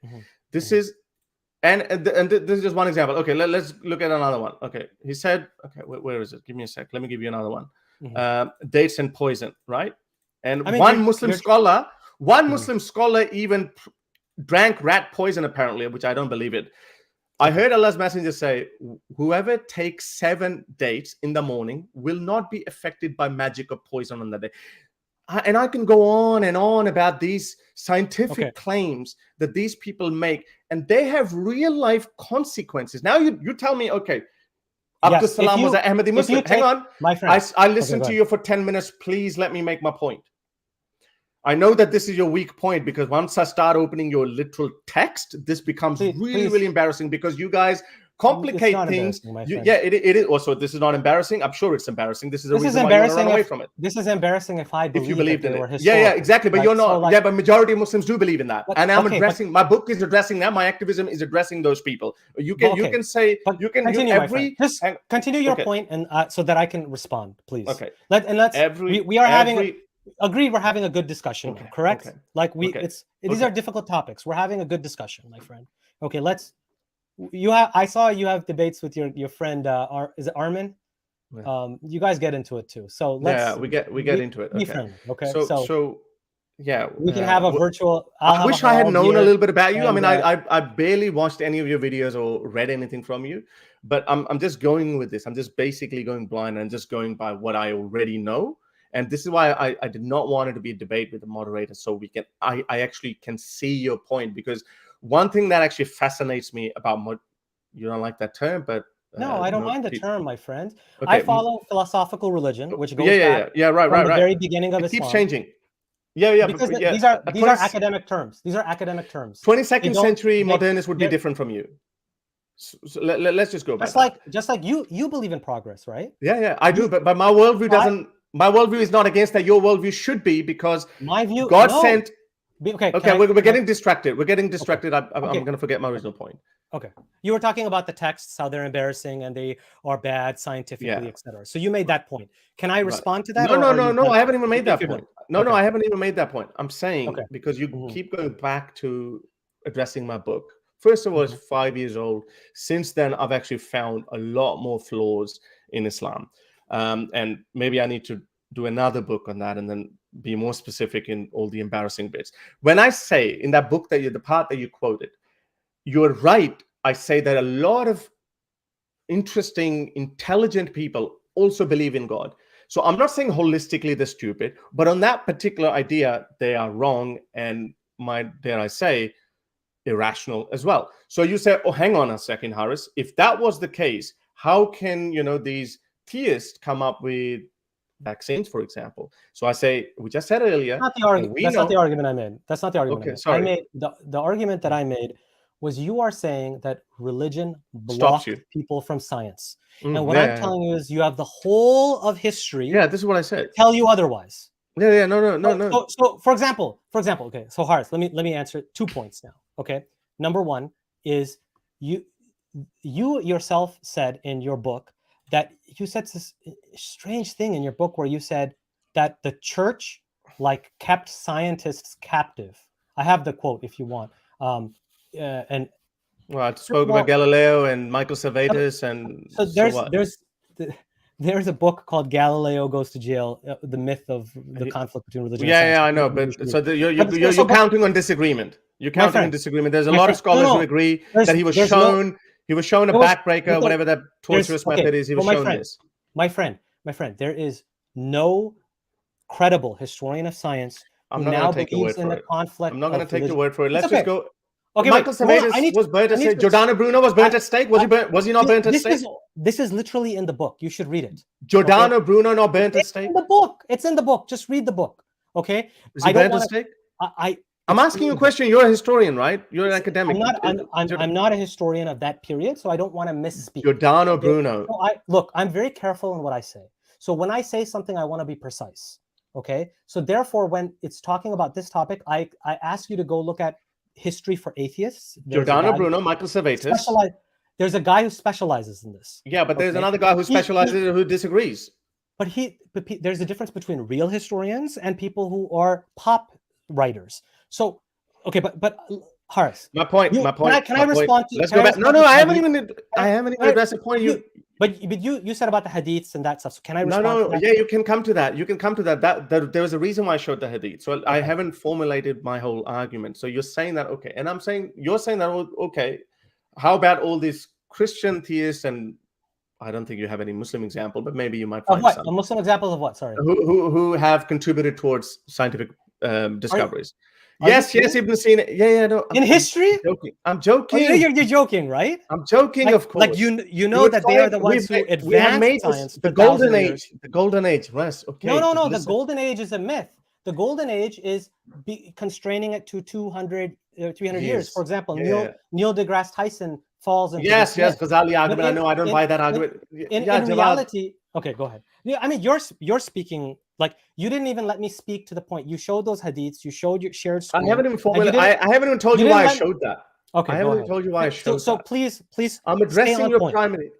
Stay on point, please. I'm addressing your previous point that you quoted from my book, and I'm trying to address that. Okay, I might be wrong. Sure. Okay, sure. I might be wrong. There's a couple of positions in my book that I've actually revised my position. For example, the Sweden rape cases and all that. I've revised a couple of things. Okay, sure. I take pride in changing my worldview. We all make mistakes. There's no problem. Yeah, but so far I haven't what you have pointed out yet. Okay, so okay. So I'm saying, and this is the point that I made earlier, that religious people can turn off their religious mind. Certain bits they can turn it off, and then they can look at it holistically. When I say that religion blocks science, is that what I wrote, or I said religious people? I think I said religious people. So maybe it needs a bit tweaking. I say religion. If I look at religion, the philosophy of religion is actually against scientific discovery. There's a hadith, there's even a Quranic verse that says that don't ask that many questions because you may go astray. Allah doesn't answer you these questions. The whole mood, and again, majority of Islamic scholars have also understood it that way. For example, there's a famous hadith, Bukhari hadith. Allah says, Muhammad says, if someone asks you, hang on a second, I know you don't believe in that, but I'm making a bigger... I get your point, my friend. Like, but it's not just for you, it's for other people as well. Yeah. It's for other people as well. You're just trying to shock and not allow me to... No, it's for other people. Jawad, is for other people as well. Okay, can you wrap it in one sentence now? No, I can't. No, I can't. No, I can't. I'm sorry, I can't. I need to elaborate on that point. because what the point that I'm discussing in the book, this is a critique of my book, basically. So the point I'm addressing, I'm tweaking that if there's misunderstanding. I need to clarify that. The mood of religion, especially Islam, discourages you from learning new things. Now, you can find examples. You can say, okay, but so-and-so brilliant people did that despite being religious. Okay, that's fine. My argument, my response to that is those people turn off their religious mind in that moment, and then they go ahead with that. Francis Collins is another example. It is a guy who decoded human DNA. There's a famous hadith. A man asked Prophet Muhammad, who created God? He said, then Prophet Muhammad did not bring out the contingency argument or the necessary being. He said, when someone asks you this, recite this this dua, which said something like, oh God, save me from that, and so and so. When people question, when Prophet Muhammad makes that grafting case, that, okay, if you do grafting, people did not question him. He made a scientific claim. He makes a scientific claim that 7 dates would save you from poison. Ironically enough, he dies from poison. So I'm talking about the mood, the overall mood. If I'm a simple, not everyone is as blessed, as intelligent as you, doctor. No ordinary Muslims can't be as academic as you are. When they look at this, when they read this, when they look at the clergy, when they look at thousands upon thousands of clerics, they also understand Islam the way I have understood it, and that discourages you from going into scientific discoveries. That's the point I'm making. Okay, thank you so much. So now I need my time to respond to this, okay? So your argument in a nutshell can be rehabilitated in such a way that I actually agree with it, which is religious dogmatism and fundamentalism and literalism can block a scientific mind. I agree with this. This is no disagreement here, okay? So if you take texts super literally, this can be problematic. However, throughout Islamic history, the dominant viewpoint, this was held, by the way, by the traditionalists as well. Ghazali came up with it and Razi followed it as well, Fakhruddin al-Razi, was that if anything from a revelatory text contradicted what we know through reason for sure, that is scientific fact as we would call it today, then we take an allegorical, a figurative interpretation of the text. This was a viewpoint held by the Islamic theologians and by the Islamic philosophers, who are the very people who passed down our Islamic intellectual tradition. It was not the person who was on the donkey cart, Why it's not a widely held belief then? But my friend, why is it not a widely held belief? Okay, that's a great question, and I'm glad that you see now we're having a real conversation. No, but this is what I still need a few minutes to respond, but we're having a good conversation. So thank you for asking that. This is the gripe that I have, my friend, when what happened is in the modern period, there was a contraction of Islamic thoughts. I didn't know this, by the way, until I studied Islamic tradition in the Western University. I learned at the hands of non-Muslim scholars who taught me my own tradition that I was distanced and broken away from. Was it fringe though? Wait, my friend, it was not fringe. It was held by all of the Islam. I need to finish though, please, and then you can respond, because we're having a good conversation. This was the dominant viewpoint amongst Islamic theologians and Islamic philosophers. In the modern period, you have the rise of Wahhabism, which was also a fringe movement that was then propagated by petrodollars. And then you had the rise also of the very conservative Deobandi movement in India and Pakistan, or the subcontinent at that time. These movements are what caused this shift and contraction of Islamic thought. Now, the other point I want to make is that you say that religion blocks science, but clearly it does not. If throughout Christian and Islamic and Jewish history, all of the leading scholars were men of religion, to the point where scholars have written that almost all of them were men of the church or legal jurists. For example, you say Ibn Rushd, maybe he didn't believe in God. My friend, he was a Maliki jurist. He was literally, he has written a legal text on Islamic fiqh. So the point is that from a historical perspective, your theory is proven false. And if you say that it's not, wait, hold on, my friend, let me finish and then you can talk, okay? You have said that religion blocks science, but what I'm trying to tell you is that it's only religious literalism and fundamentalism that blocks science. And if you say that I'm going to discard all of these people of history, which was, we're talking about 1,000-year history. I get it. Wait, hold on. I need to finish. You got your point. I got your point. I let you speak. Harris, Very I let you painful. speak, so let me. No, you didn't. I did. If we're gonna I measure, did. you've I spoken did. more. I Okay. did. I did. All Okay. right, wrap it up. So, I am wrapping it up, my friend. Just like I asked you to wrap it up before, and you said no, but I'm going to say yes. I will wrap it up. Okay, because I like you. All right. So, and by the way, I do like you. By the way, I actually think that you're a congenial guy, and I want to have a congenial conversation with you. Okay, so Yeah. I want that out there. Okay. I hope you like me more after today. I like engaging conversations. I have no problem. I do think that there's a lot of we're gonna have a halal frustration. Beer. I'm gonna have a halal. I do have frustration with your. I do. You and Khalil, I'm shocked. With your ideology, but not as you as a person. Okay? No, that's fine. My ideology has a reason. But hold on. Hold on, my friends. Let's wrap it up. So I am wrapping it up, but don't be rude, man. That's kind of snappy. No, but I will. Come on, man. Okay. So the point is that if you say that I'm not going to look at the fact that all these Enlightenment thinkers, all of these great natural science philosophers, which are what we call scientists in history, even into the modern period, were all religious, and they themselves said that they were motivated by their religion and their belief that I'm investigating God's handiwork. If you discard all of that, then your theory, the narrative that you've constructed, the theory is unfalsifiable. And for somebody then to say that I am this rational, new atheist thinker, I don't do superstition, I'm scientific. But when you create this narrative myth that's unfalsifiable, that goes against the very spirit of what you're saying. Okay. So I have specific quotes here if you want, where I'll show you that historians of science acknowledge that all of these scientists that we call today were religious. Yeah, okay. Again, we have never denied that. We have no problem with that. That argument can be summed up very simply. Religious people can turn off their religious mind, and then they can look. But they themselves are saying that they're turning on their religious mind. No. They're saying that it's their religion. We know that.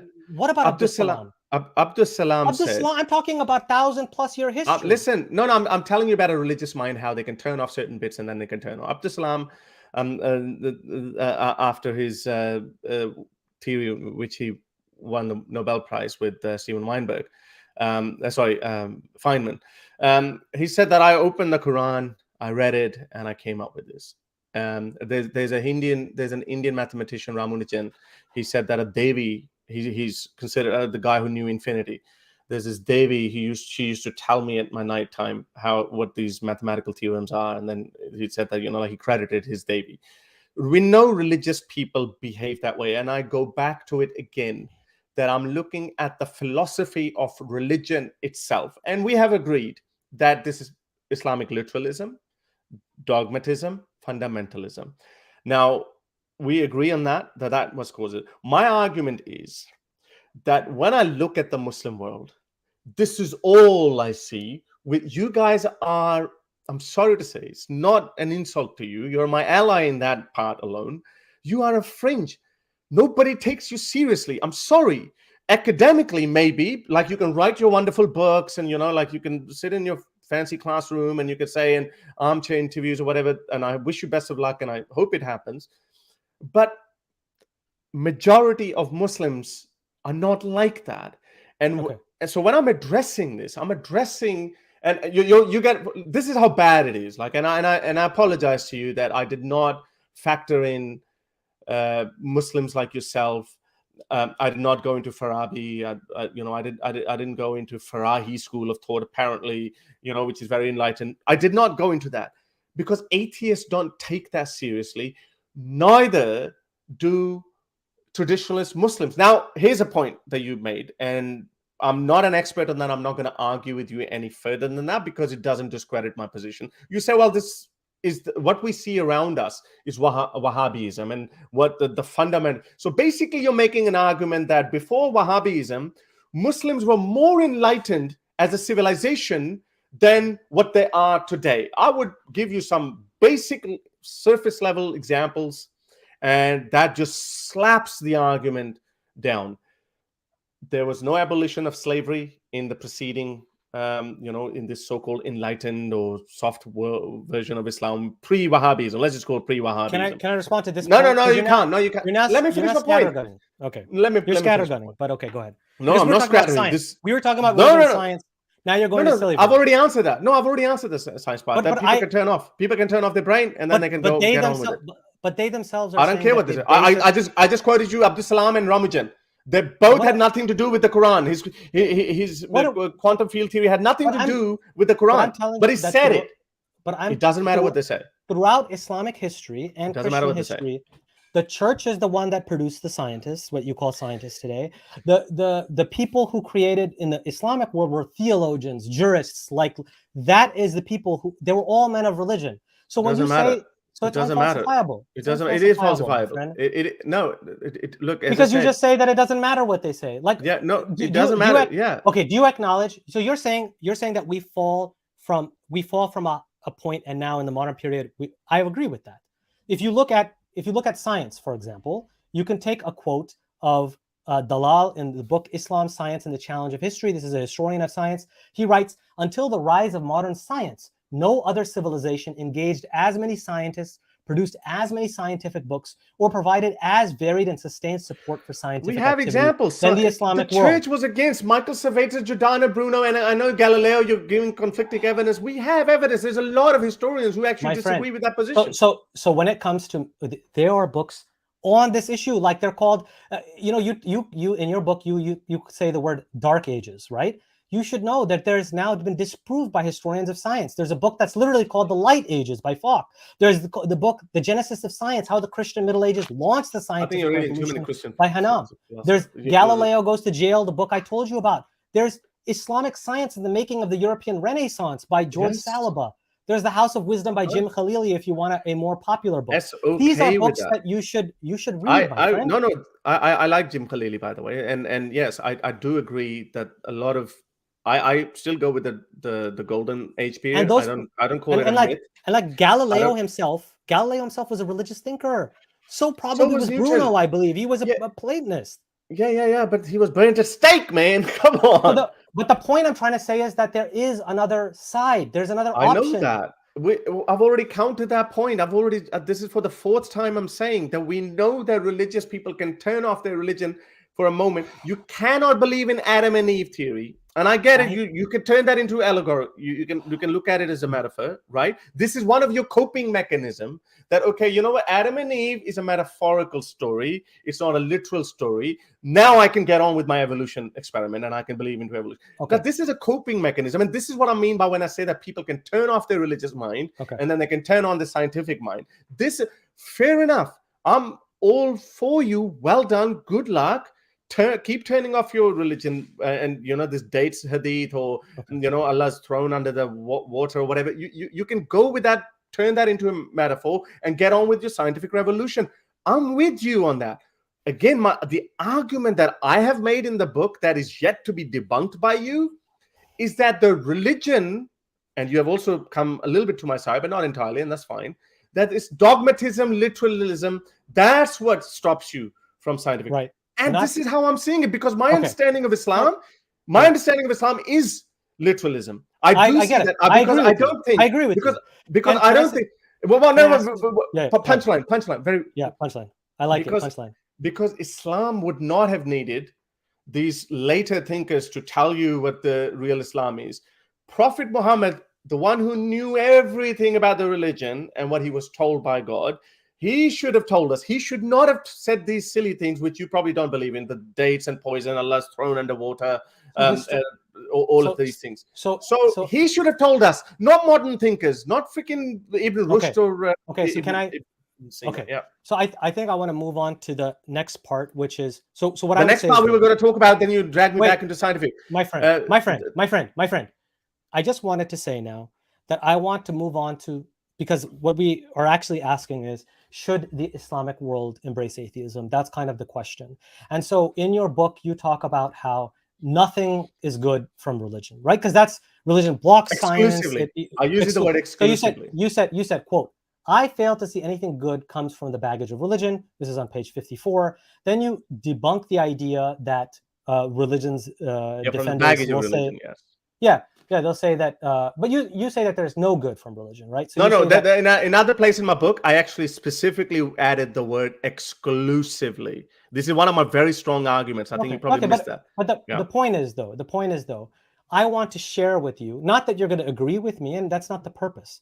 The purpose is for you to see a rational argument and say, oh, I can see how you could come to that viewpoint. That's, I think, what I want to get to, not that we agree with each other. Sure. So when it comes to the benefits of religion, I feel that so not only does it not block religion, it actually encourages science, as it has done throughout history. But there are other benefits of religion which you have not appreciated, and I wanted to get into those. So religion itself, as a sociological phenomenon, You made another point. obviously, You're going to a different point. You had left an loose end. You've left what the was loose the end loose in the end? previous What one. was the loose end? What was the loose end that you said that pre-Wahhabism Islam was this, amazing, Muslims were It was enlightened. a diverse. No, I didn't say that. I said Islam was diverse and had great thinkers, and it had Ibn Taymiyyah as well. What are the civilizational examples you can give me? What are the civilizational examples you can give me? Was slavery abolished there? Were women emancipated there? What happened? What exactly happened there? Democracy evolved there? Did democracy come there? What happened? It is the religious enlightenment in the West which led to that, and then there were Islamic thinkers at the same time who argued that we need to abolish these things at the same time. So the Ottoman Empire banned slavery before America did. So why is that not considered? What? Yes, the Ottoman Empire banned slavery. Yes, it was forced by. I have a book here by. I have a book. Okay, let me tell you. So this one I know. I have a book here by Bernard Lewis. You know Bernard Lewis. He's written like 6 books on the Islamic civilization. Do you know Bernard Lewis? Of course I know Bernard Lewis. Yeah. Okay. Sorry, I'm not insulting you. I'm just thinking that so you know. I didn't mean it. I didn't mean it that way, but you do know that he turned pro-Zionist and went off the deep end on the right-wing side. No, you know that. So no, but this book, What Went Wrong, is a very fair book that he wrote. Oh, that book is not a fair book at all, but it's fine. I did not see any hostility towards Islam or anything. Okay. I mean, okay. So I'm not a historian. I'll leave that to you to critique that. And I'll take your word on good faith, okay? So he writes this part that how in the 18th century, what was the Sultan's name at that point? He forced them to stop the slave trade, and initially when they did it, and then the Grand Imam of Hijaz issued a fatwa that the Ottomans are apostates, and this is our right to slavery is a God-given right, blah blah blah. And then when he issued a fatwa, he said Janissaries or something, and then there were some negotiations, and then he said, okay, you know what, you can keep the slavery going in Hijaz, but Ottomans actually did it under pressure from the British. Okay, so now if I could respond to that. Okay, so anytime there's a sociological change, there are always internal pressures and external pressures. I am not denying that there were external pressures on the empire. That's a fact. However, what you need to acknowledge is that they were, and let me finish my entire point here before you jump in, okay? They were internal reformers who were arguing for the abolition of slavery, equal rights for non-Muslims, and full citizenship across the board. In fact, they were such genuine reformers that there was an entire movement called the Young Ottomans who said that the caliph was not going far enough, and that they called to liberalism. Liberal constitutionalism is what they call it. Is that in the 18th century? Or is that in the 18th century? This is in the 18th, 19th century. Okay. I have to take the exact... So it took 1,200 years to arrive at that? Because, my friend, because it was around the same time that it happened in the West. So the West was a little bit ahead. So something else is the cause, not religion. Something else is the cause. Something else is at play. Of course, I agree with you. Religious interpretations change with the change of environment, change in circumstances. I don't disagree with you here. Okay, but wait, hold on, my friend, wait, hold on. Slavery, abolition of slavery did not simply happen. This is a new atheist viewpoint that Sam Harris has, that ideas are all that matter. No, the reason why abolition took hold in the West, and the reason why it happened in Britain for the first time, in the first place, was because they were the first to industrialize. Industrialization is what connecting to abolition that allowed on the ground, and then these concerns allowed for abolitionist movement to take steam. So similarly, in the Islamic world, there were people who were internal reformers, who were liberal Muslims, as we would say, modernists. They argued these exact same things.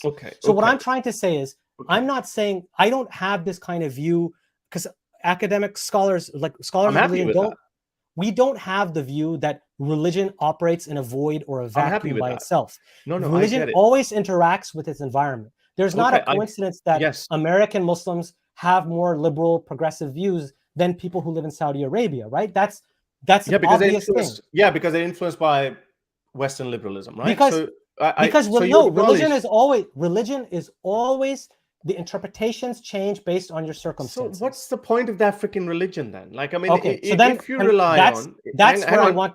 Yeah, So let me respond, and I'm okay with that. If I you go into appreciate the it. nitty gritty, and you I can, I'm appreciate it. sure, because you're academic, and you could probably list me examples of what were those activists at that time in the 18th century who were speaking for equal rights for the Jews and minorities, Yeah, etc. absolutely.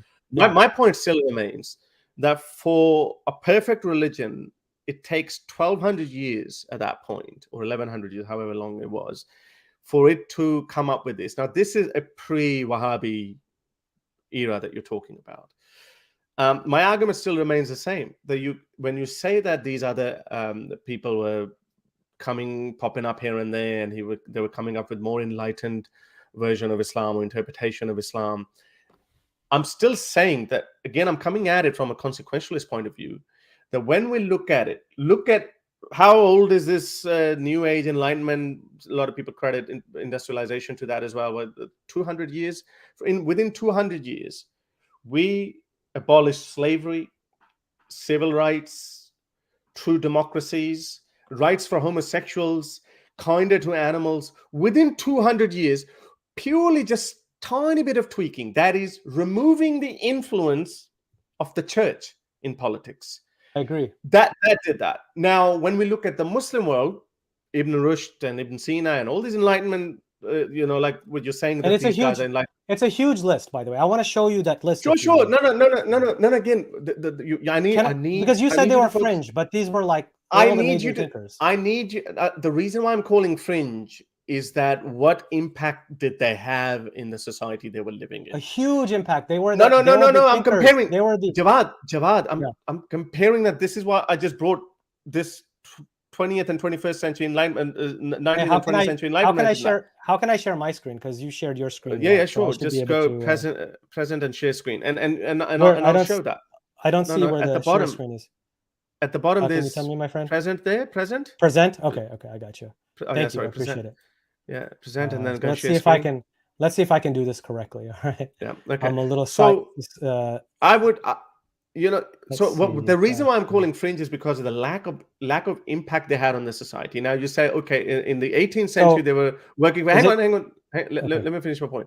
But let me show you the screen, though, please. Yeah. Okay. So this is a huge list of thinkers, Islamic philosophers.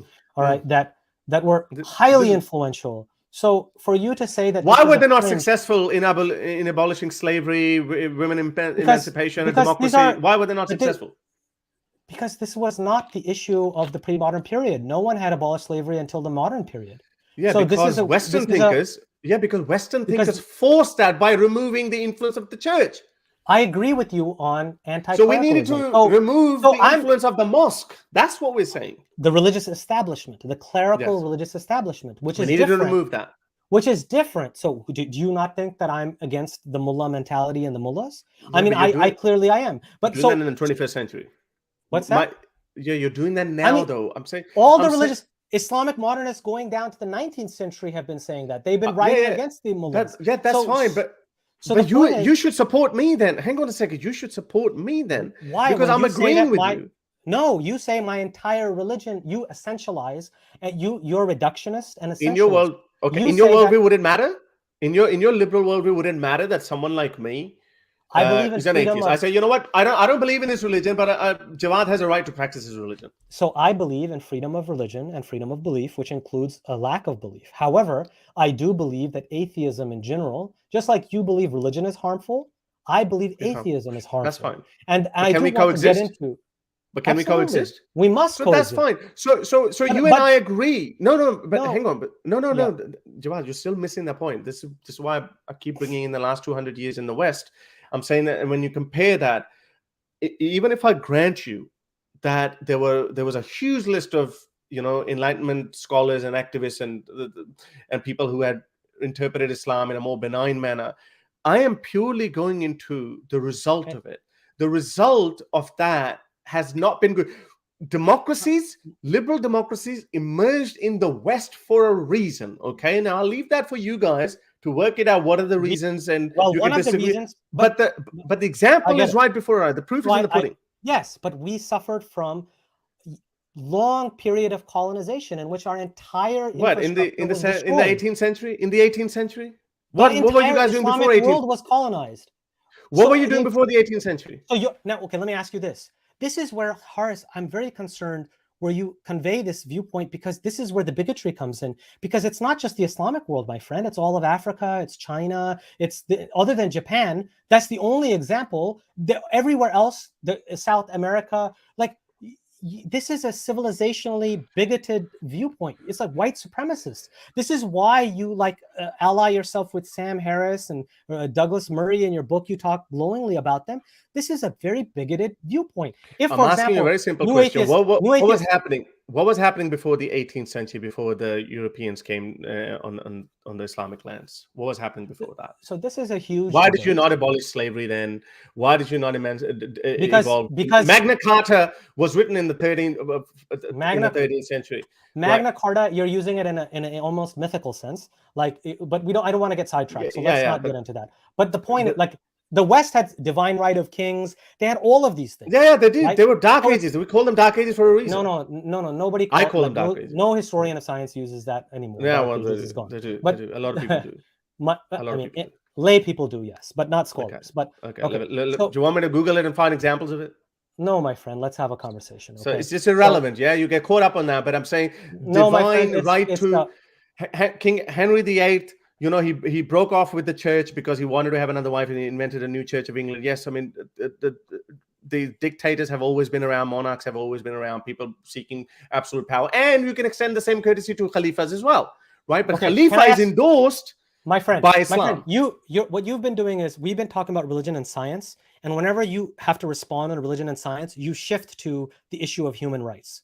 So can we at least acknowledge that on science, your viewpoint is a bit problematic if you look at the last thousands of years of history? Like when the fact that it's all of science. I've told you that already. Do you want me to answer that for the 5th time?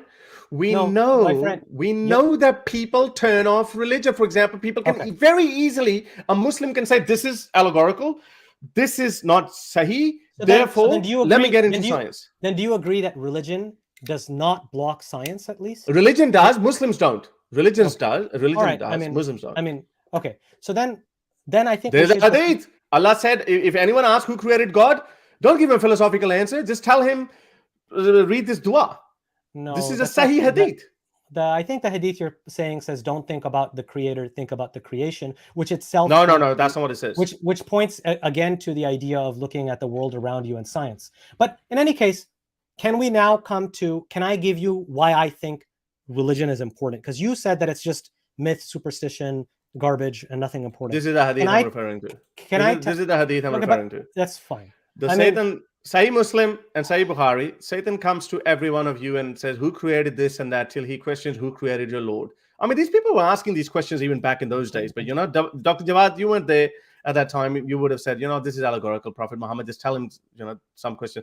When he, or give him a contingency. It wasn't me, my friend. It wasn't me, my friend. It was the Islamic theologians, and especially the Islamic philosophers. But Prophet Muhammad didn't know the answer. The point is that So according to historical critical, so here's where you get everything very wrong in your book. So can you stop sharing the screen though? Wait, my friend. I go with the traditional understanding of Islam. Yeah. Yes. You can forgive me on that. Okay. You can forgive me. Okay, Jawad, but you can forgive me. Let's just understand the parameters. Let's just set the axioms. I get what you're going to say. You're going to say that most Muslims believe in it, so you believe in it. So you think it's worthwhile. So let me show you why I could. Okay. But that goes back to the scientific point. No, hold on, my friend. Now let me respond to this. Okay, because this is a powerful argument, right? Your argument, in a nutshell, is that even if the hadith was not these hadiths are not historical, the fact is that most Muslims believe in it, and that's what you're dealing with. That's your argument, correct? Yes. Now, I know this strategy because back in my fundamentalist days, I was an anti-Shia bigot. And when I was an anti-Shia bigot, I know the technique that we used in order to get them. And you're doing the same technique, and I want to show you what that technique is. So let's take the age of Aisha, the marital age of Aisha. So you say first that what matters is what. So either you say what matters is what Muhammad said or did, the Muhammad of history. So Muhammad married Aisha at 9 years old. You specifically say on page 164, most Muslims do not know sex slavery was not only allowed, but also practiced by Muhammad and his closest friends. They do not know the Quran preaches flat earth theory and a geocentric view, unquote. This is page 164.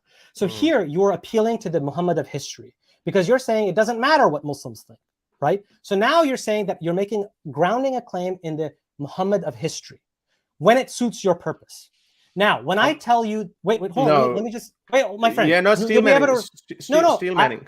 My friend, straw manning. You'll be able to, yeah, but you'll be able to respond. So just let me finish. Can I clarify? No, because you're going to build a whole building on a faulty foundation. And then you can topple it down, my friend. So let me just finish, okay? Just wasting time. Aren't you interested in understanding what I actually mean? No, because I don't want you jumping back and forth. I want to show you. No, I'll address this specific point. No. Hold on. I need to finish, okay? So you're not interested. If it suits you, then you say what matters is the Muhammad of history. When I tell you that actually historical critical scholarship disproves that Aisha was 9 years old, when I tell you that, and when I tell you that historical critical scholars actually say that the hadiths are very, very suspect and questionable to the point where they say that no hadith can be taken as actually going back to the Prophet Muhammad, and that the Quran. Islam. Wait, hold on. No, it's not, because you could still destroyed use Islam. What are you left with? Hold on. Because you could still use the hadith. There's been a long. So when it suits you, you can use a good hadith and you can throw away the bad hadith. When you still have a methodology. Yeah, because the methodology that you formulated to throw away the bad hadiths. Hold on, we can get into that after this. Let me finish your methodology. So first, you make a claim of the Muhammad of history. When that's disproven, and I say no, historical critical scholarship shows that Aisha was not. That's wait, an opinion. Hold on. No, it's not. It's the latest historical critical scholarship. Okay, so then when that's years later, thank you.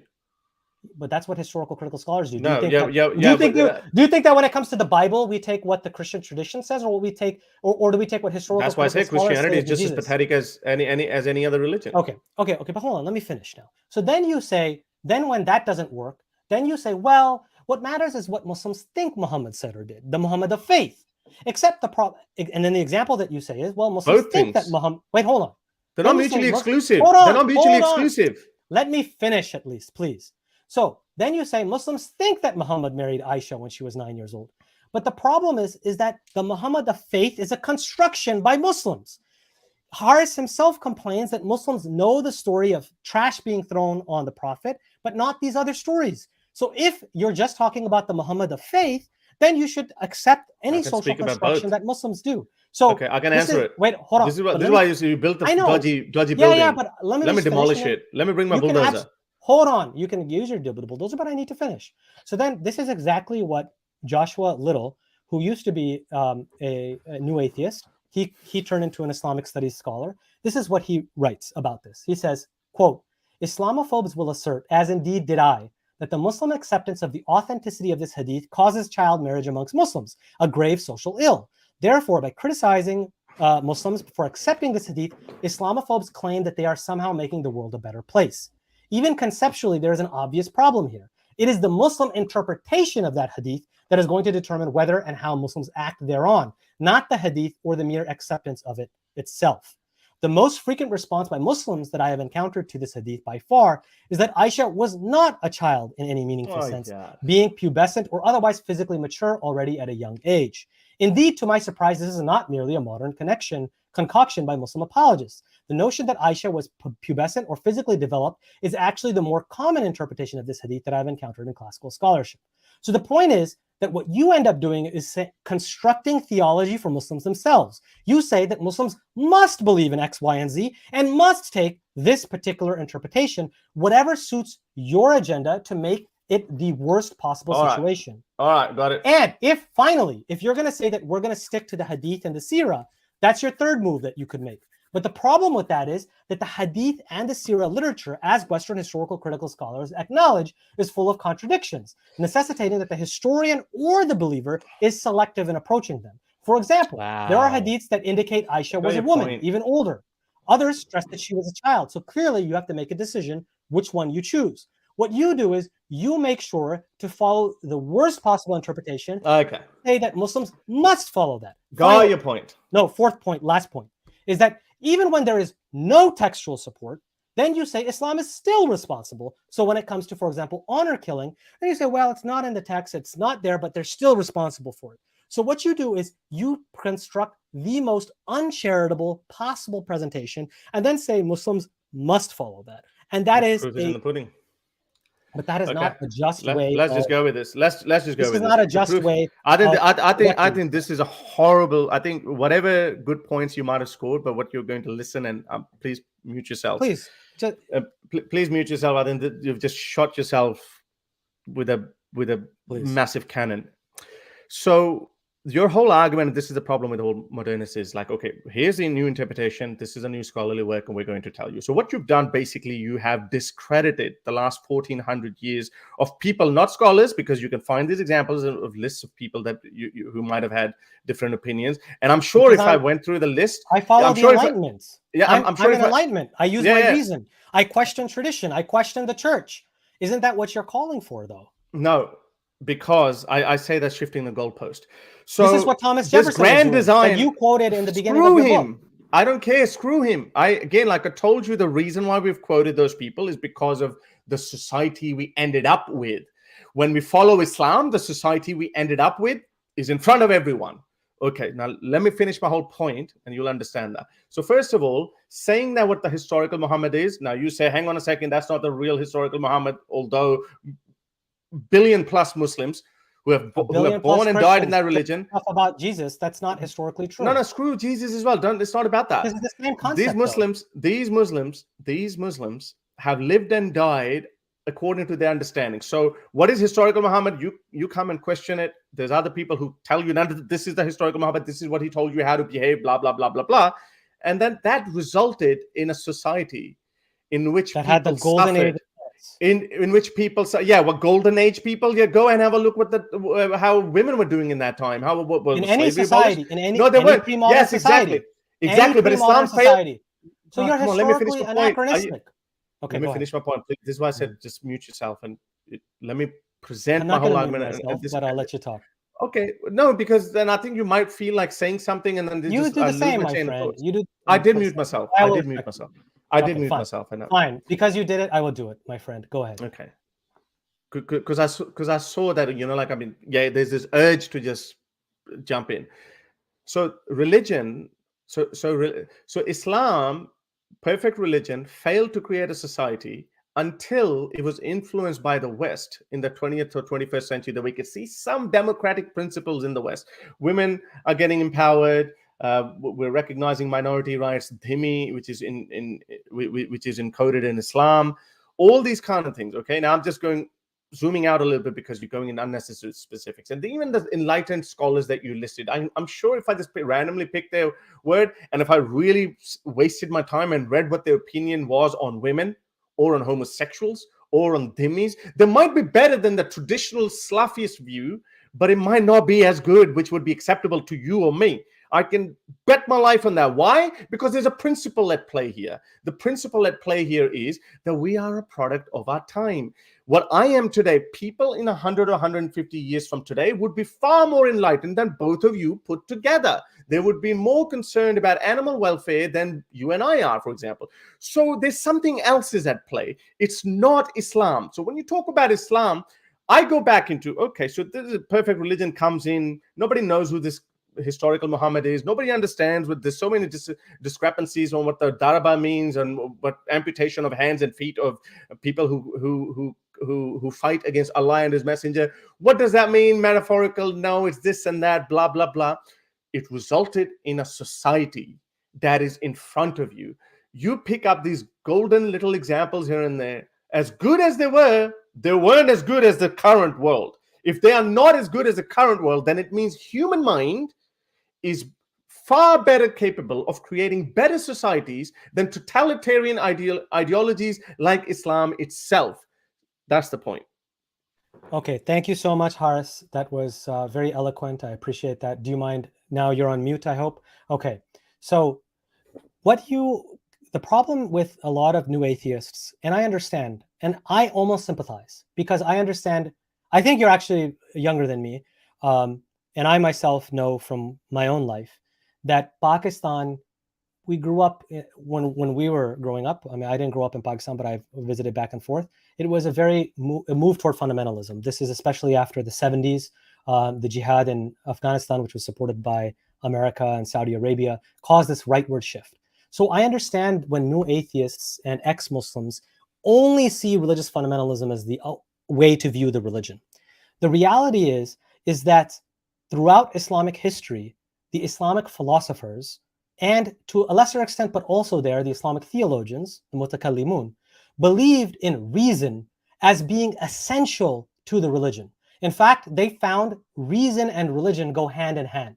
Some of them prioritized reason above revelation. Revelation was a grace from God and allowed you to hone in on certain things, and especially where your reason can't get to, for example, ideas of the next life, revelation, these kind of things. But really, they stressed reason. So I don't disagree with you that human reason is important and that needs to be resurrected. Unfortunately, we do live in a world right now where fundamentalism reigns supreme in the Islamic world. I don't disagree with this.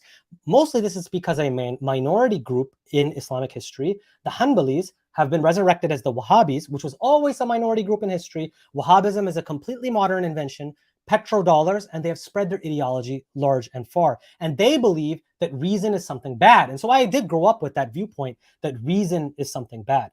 But Islamic philosophers and philosophical religion has always held reason to be something positive. And then I would say that here, I think your viewpoint is actually suffering from a problem, because you say that there is no objective morality or objective moral values.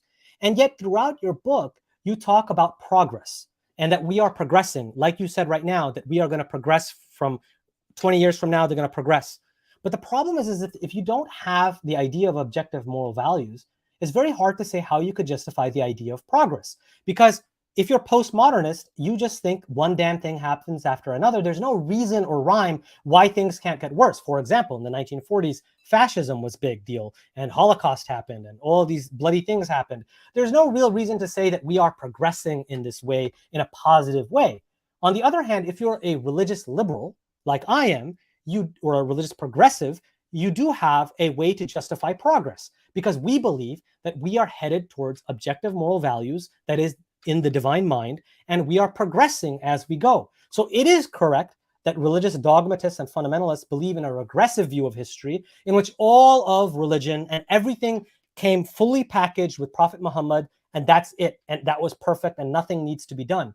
But that is not the view of religious progressives or liberals, who believe that actually we take the ethical trajectory that Prophet Muhammad started and we continue to move towards the divine mind and what is good and known by universal reason. So what I'm trying to tell you is that there's no reason for you to put reason and religion at loggerheads, and history tells us otherwise. Yes, modern Islamic world is in a sorry state, but that's because of the contraction of our thoughts and due to colonialism and a very reactionary state of mind and an inferiority complex, which happens when you're colonized by the West. So that is why we need to embrace the idea that there is a third option here. Okay, we're going over to our mark. I think we can push it to 2.5 hours. I think we said 3 hours. So let's do the third hour, because I did want to talk about in the last hour about the benefits of religion, because we need to talk about that. Okay, so as bad as Pakistan might be, it is still the best a Muslim society could be in the preceding 1400-year-old history. There's no slavery in Pakistan. Wife beating has been outlawed. Minorities are considered equal in the eyes of law, although there are imperfections there. There's no period in Islamic history where you can point to Islamic history, Islamic society that would be better than today's Pakistan. As bad as Pakistan. Oh, by the way, most importantly, we can choose our own leaders. Democracy. Yes, it's still flawed. It's proto-democracy. You could not choose your own Khalifa, by the way. So when you, I'm sorry to use this word, sorry for the lack of better term, when you hide behind this certain Enlightenment thinkers, and you say, well, they were progressive by the standards of the time, and I'm willing to give you that. Abraham Lincoln was progressive by the standard of his time, but today's time we would not even look at him. He would get cancelled the moment he utters a first sentence. So when you hide behind that, it becomes irrelevant, because the central claim of a religion is, when we look at Islam now, this is my favorite Quranic verse that I bring up, and I say, what kind of a message it gives. Now I can see that I'm sure you would give me a whole host of reasons that why Quran chapter 5 verse 33 says that those who fight against Allah and his messenger and run about trying to spread disorder on the earth, which is, for example, me.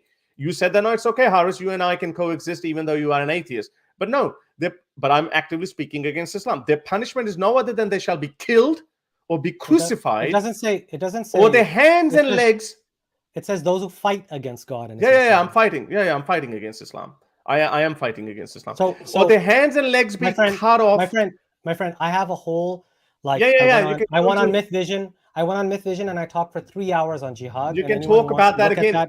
So Jawad, you're not understanding my point. I am not challenging your idea of Islam. I am quoting.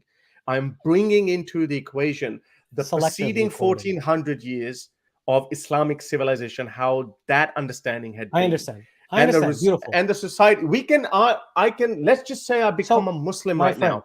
No, Jawad, please, let me finish this point, because I think we are in the crux of it. The last 10 minutes are very crucial.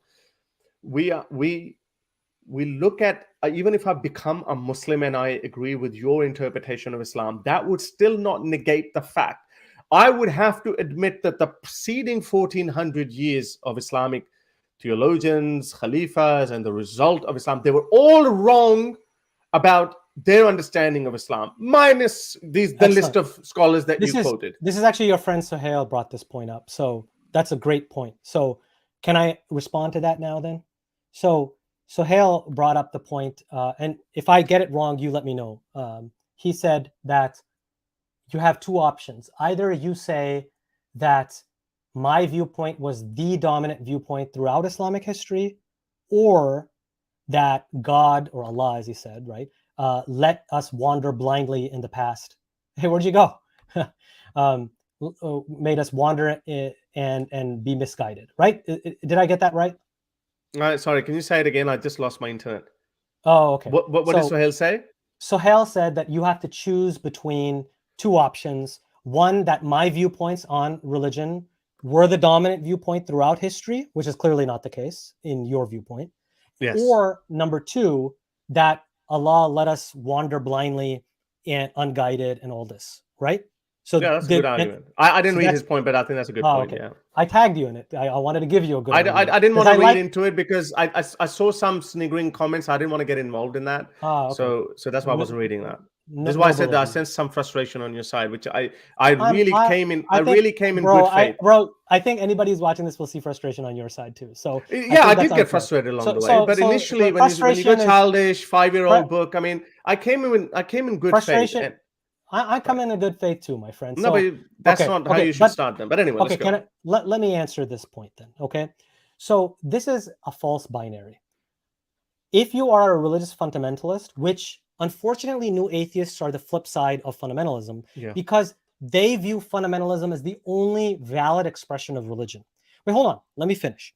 So for them, those are the only two options. But in reality, what I will say is that your view of history is extremely ahistorical and guilty of presentism.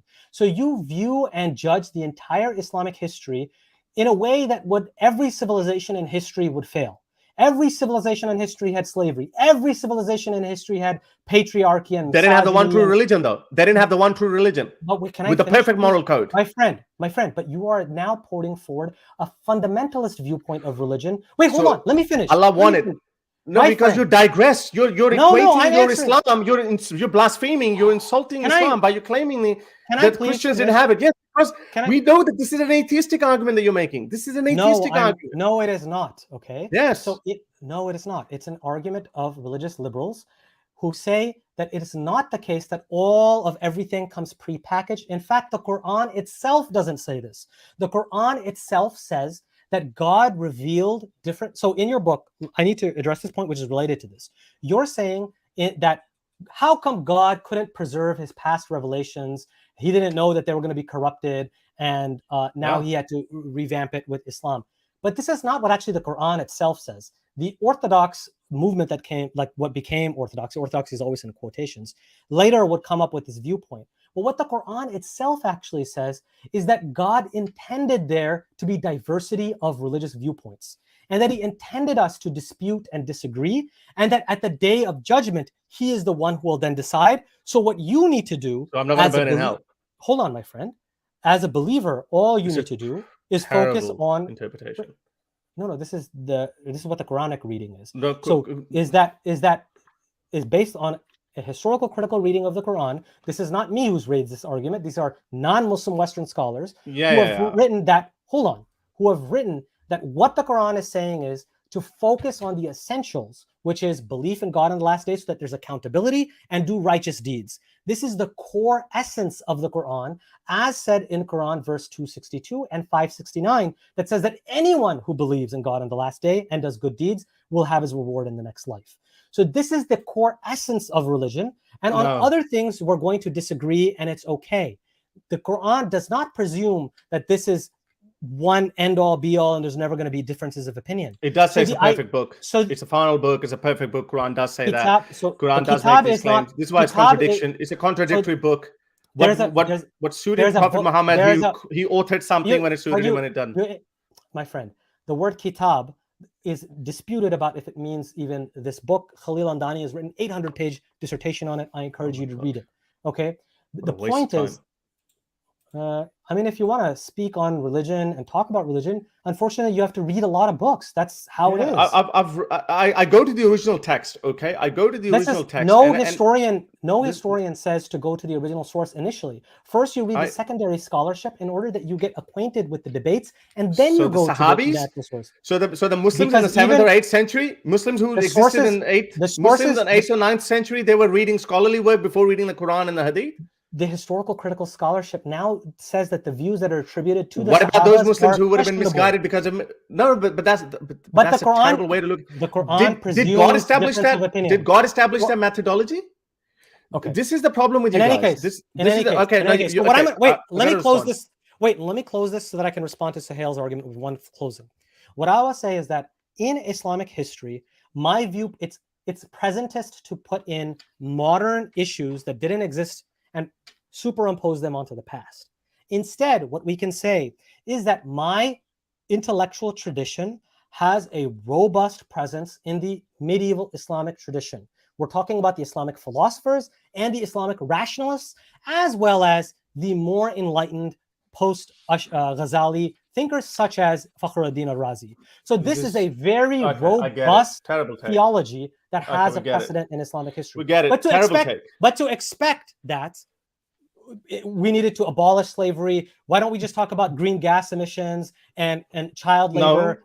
We need to expect all of this to be. Women's rights are very basic. Okay, let me address this point. This is why it just doesn't fly with anyone. Like, you just don't need to write 800-page dissertations on what does kitab mean and what daraba means.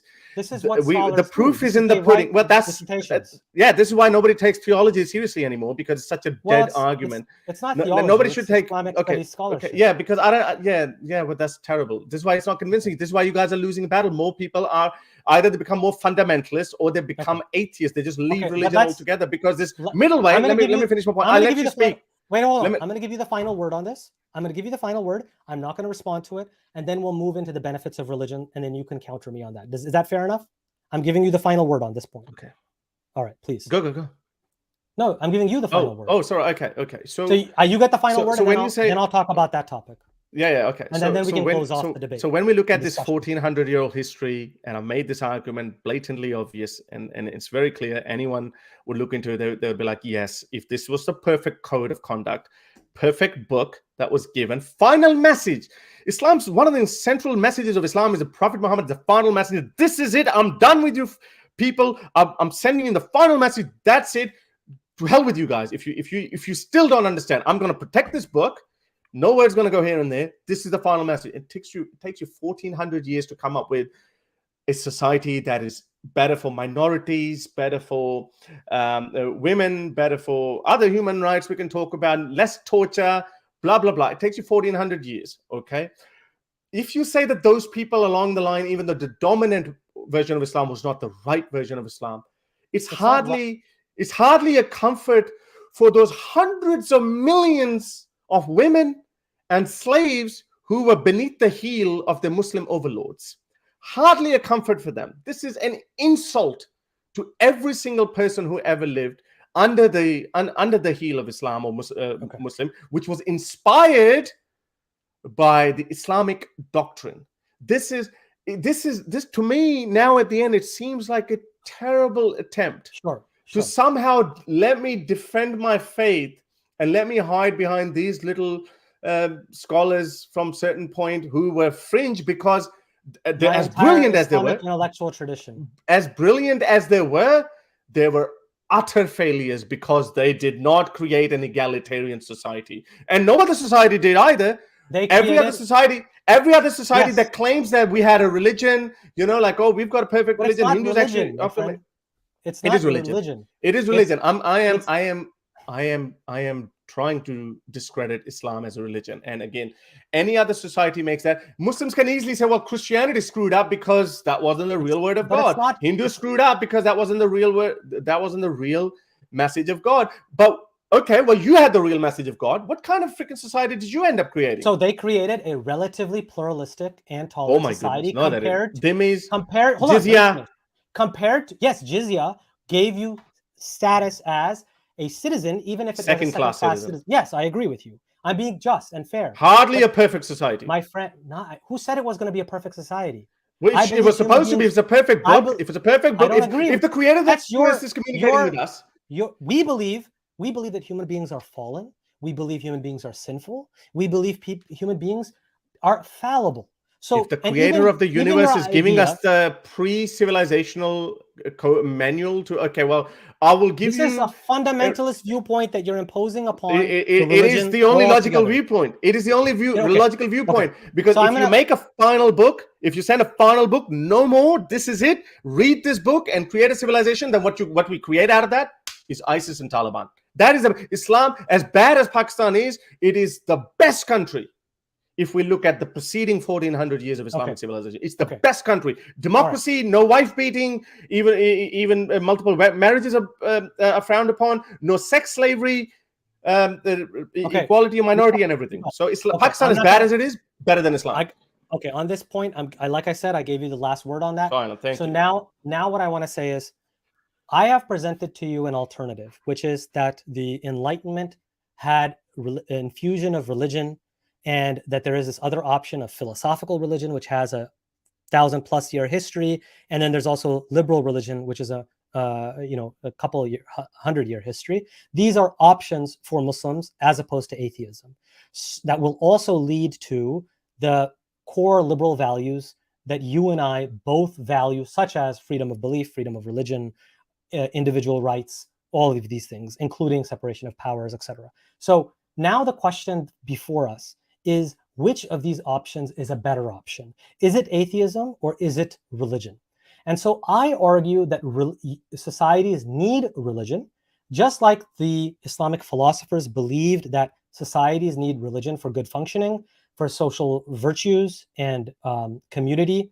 Similarly, the founding fathers of America and all of those Enlightenment thinkers believed that religion was important for society to function.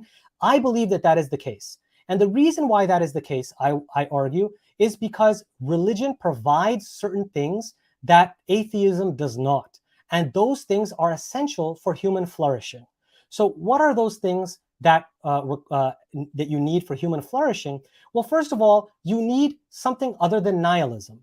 In your book, you acknowledge that the lack of religion does lead to nihilism. You quote Dawkins, say the universe does not owe humans any hope. And you say the universe was not created for us. We are not special. We are living on a tiny planet around an ordinary star in the outskirts of a galaxy, blah, blah, blah. Then you compare us to a zebra. A zebra feels terror, and we are no different than zebras. So why should we feel any comfort?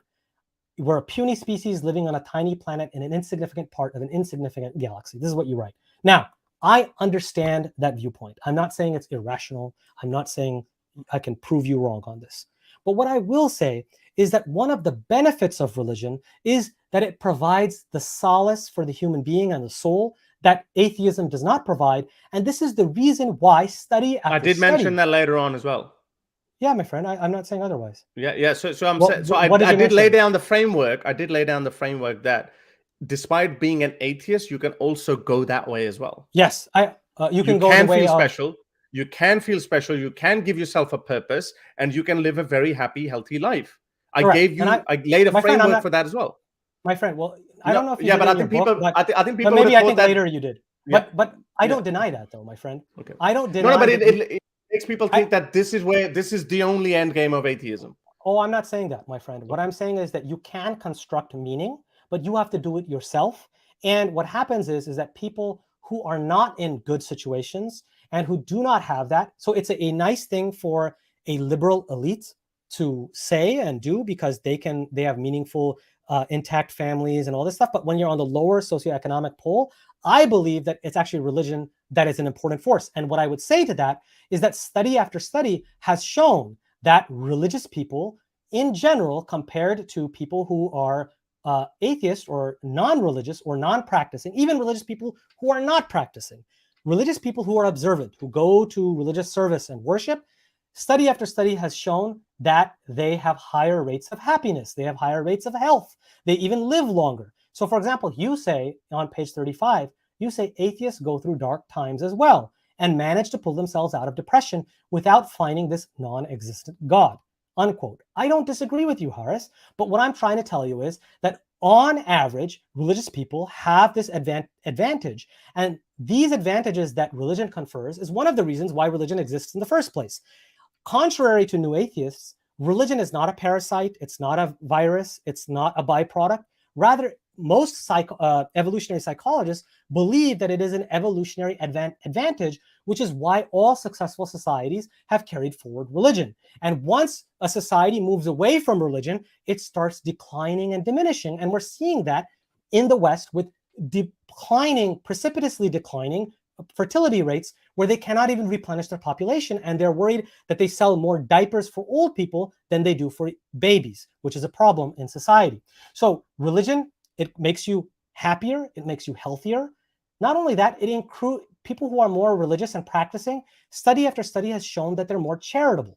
Here, I want to show you a blatant mistake that you make in your book. On page 17, you say the biggest philanthropist in the world is Bill Gates. He happens to be an atheist. The second biggest philanthropist is Warren Buffett, also happens to be an atheist. The only problem, Bill Gates is a Catholic. He goes to church. He writes, quote, "The moral systems of religion, I think, are super important. We've raised our kids in a religious way. They've gone to the Catholic church that Melinda goes to and I participate in." And then he says further, it makes sense to believe in God.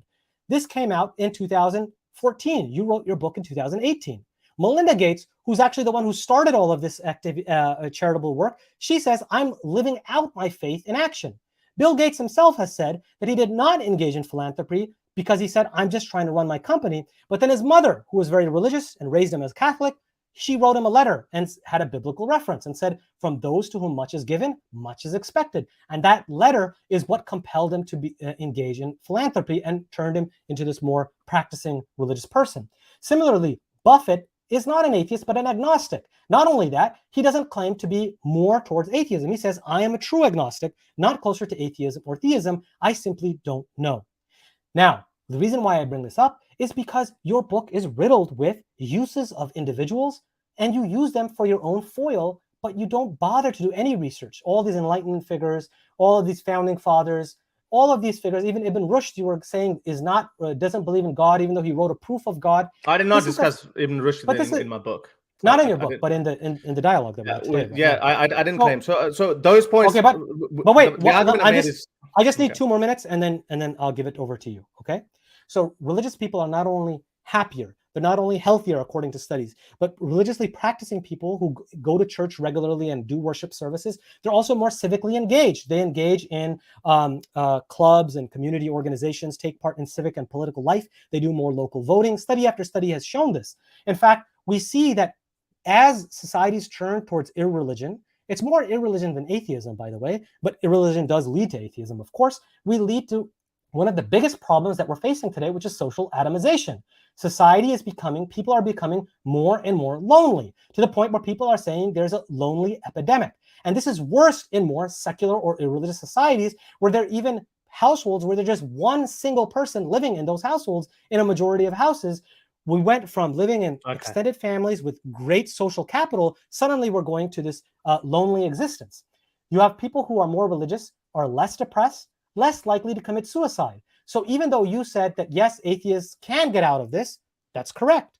But religion provides an evolutionary advantage. People who are more religious commit suicide much less. You said that this is only because, quote, suicides are systematically hidden from the official records, as they are considered a stigma and shameful for the family, massively underreported. You're talking about countries like Pakistan, Iran, and Saudi Arabia. However, these studies have been done in Western countries, in which there were controlled studies that have shown that religiously observant people are less likely to commit suicide. In fact, this scholarship goes all the way back to Emil Durkheim, and your book didn't show any familiarity with any of this. Then you mentioned Kazakhstan, and you said, quote, if belief in God alone was effective in preventing suicide, then Kazakhstan, which is a majority Muslim country, would have had a high suicide rate. This is on page 33. But the reality is that Kazakhstan can hardly be called a Muslim country. This is a quote from Digital Commons. This is BU, the university, BYU.edu. No true Scotsman at the end. Always a no true Scotsman with you people. No, it's not a true Scotsman. It's the fact that atheism was implemented on a top-down. It was under communism. And so there are studies that show that it is not a religious society. So it's not a true Scotsman. Okay, we got your point. We got your point. Let's just go. Okay. It's the fact is that your counterpoint actually 50 points you've made. It's actually, yeah, because I'm making the entire argument, then you can respond. So in fact, this source says one of the highest rates of atheism in the region is in Kazakhstan. So this point actually works against you. So not only that, but more religion means more family. More God means more family. There's a tight correlation between religion and intact and large families. Families are what form the core of a society. Loss of religion results in the breakdown of the family unit. More single-family homes, plummeting marriage and fertility rates, more divorces, more single parenthood. Secular societies have a record number of people living in one-person homes, as I told you, almost going to 50% in some societies. Oh, wow, you've been listening to Daniel Hakikachu. Okay, Daniel Hakikachu is. I'll give you all the time to respond, my friend. But let me just lay out the argument so then you can respond. I've got to forget 50. There's so many problems with those arguments. Presented as slam dunk arguments. Hold on, my friend. They're not slam dunk. You can respond. We're having an engaging dialogue, and I'll make sure that you feel that you've responded in full, but I just want to present it, and then people can decide for themselves. So Daniel Hakikachu, the problem with Daniel Hakikachu... Forget about Hakikachu. Forget about... No, just finish your point. No, my friend. I need to talk about that. Because... I'm going to forget about it. Like, that's your divergence. It's okay, my friend. My friend, I need to speak. How's that okay? I'm going to forget about it. Then please, my friend. Please, my friend. Okay, then let me talk about Daniel Hakikachu afterward then. Is that okay? Yes, afterwards. Because I want to explain. Talk about him afterwards. I appreciate it. Thank you so much. Okay, so talk about him. About him afterwards. More religion, more God means more marital success and less divorce. The highest rates of success if you meet your spouse is if you meet them in church. Lowest is if you meet them at a bar or online in a dating app, which is 6 times more likely to divorce. Cohabitation before marriage increases divorce by 33%. The highest rates of success for married people are as if they marry as virgins. Virgins are happiest in marriage. More sexual partners before marriage, more likely you are to be divorced. Regular church attendance actually reduces the rate of divorce rates, according to recent studies. Now, this is where I actually watched some of your engaging talks on the secular jihadists, where you talk about you and I guess his name is Armin. You talk about your sexual ethics, and you actually mention it in your book as well. In fact, you defend fornication or adultery in at least 3 times in your book. On page 30, you say, in Islam, homosexuality, female equality, and adultery can never be accepted. You say on page 45, what is so terrible about 2 people having sex in private? That you're talking about, I'm assuming, at least premarital sex, if not adultery. On page 70, you say, it is okay for me to have sex outside of wedlock, and it is also okay for my sister to have sex with whomever she likes, however she likes, whether married or not. In a video called A Defense of Polyamory, Armin Navabi, your co-host, defends polyamory as a solution and open marriage. you guys also justify bestiality and incest, although later you say, No, I don't. You walk this back and you say that you can't do it because of YouTube and you're engaging in what can be called taqiyya. Now, Harris, you respond. It was a joke. When Armin Navabi says that he can't understand what the harm is with 2 brothers and 2 sisters, Harris Sultan responds, quote, fair enough. I could care less about that, unquote. I have the YouTube link here. Yeah, The solution to the divorce problem, according to you guys, both of you, is open marriage, no stigma to the exit clause, and make it an expectation. This is a quote. Make it an expectation that marriage is going to be temporary. Harris says divorce is not a failure. If a couple stays on for the rest of their lives, that is a failure. So staying with a married person, that's a failure. We were not biologically designed for one person. And then Harris compares us to animals and says, no, we should not be monogamous. We should normalize divorce. This is what you said. And then you defend 2 men or 2 women as opposed to a mother and a father. You defend cohabitation, and you talk about how, and this is the most interesting point, is what Armin talks about how we went from the extended family to the nuclear family, and now we should move to the chosen family. And that, I think, is the endpoint of extreme liberal individualism and libertinism, where you are this kind of person out in space with no attachments, and you're born in this way without attachments to anyone. This is a convenient viewpoint for a liberal, elite, young man who's handsome, who's tall, who is an actor. This is an excellent viewpoint for you to have because it allows you to smash as many women as you want and take as little responsibility for that.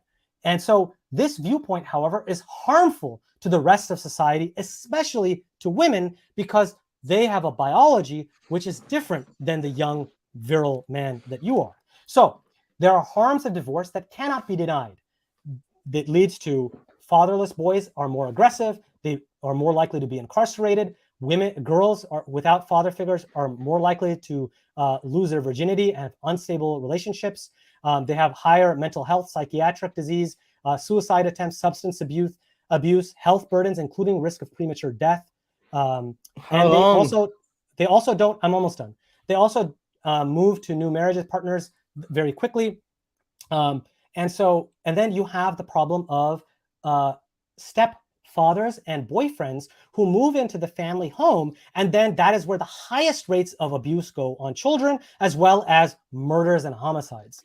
So religion, on the other hand, creates intact family homes, especially when it's monogamy that is stressed, which is what I stress as an Islamic modernist, is monogamy. I don't have to defend what Daniel Hakikachu does, which is medievalism. I'm not saying we go back to the medieval period. I'm saying that the religious ethic that I embody as a Muslim, as a practicing Muslim, is more favorable to women than the sexual ethic that you and your co-host embody, which is perfect for F-boys, but not for rest of society. Finally, more religion leads to less criminality, less delinquent behavior. Rehab, when you have alcoholism, is more effective when it's intertwined with religion.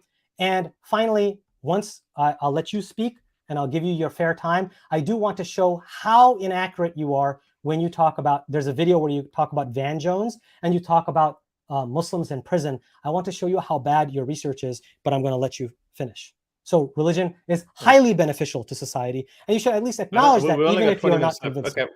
Well, we could go on. You said in our agreement that we could go on further. Yeah, but you said that we could go on further.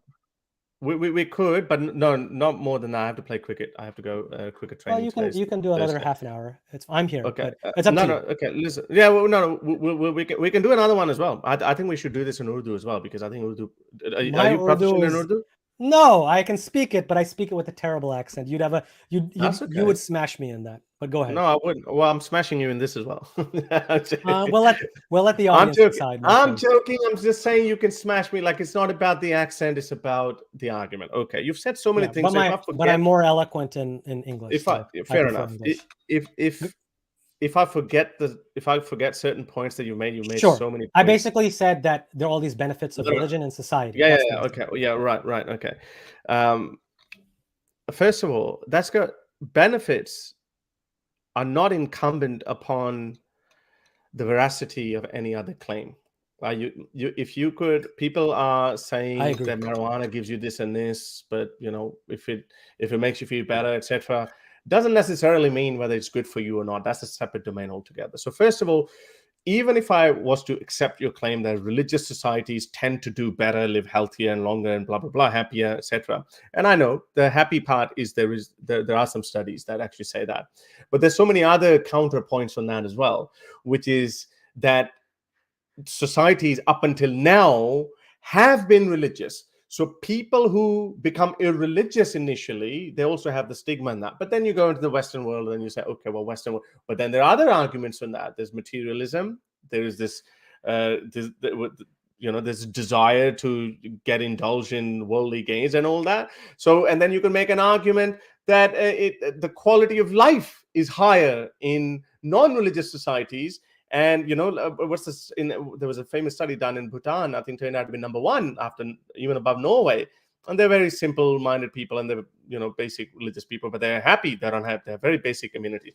So that's something that is up to you to decide whether you're going to accept religion and lower your quality of life. And then when the quality of life goes up, then people also tend to become irreligious. There's studies on that too.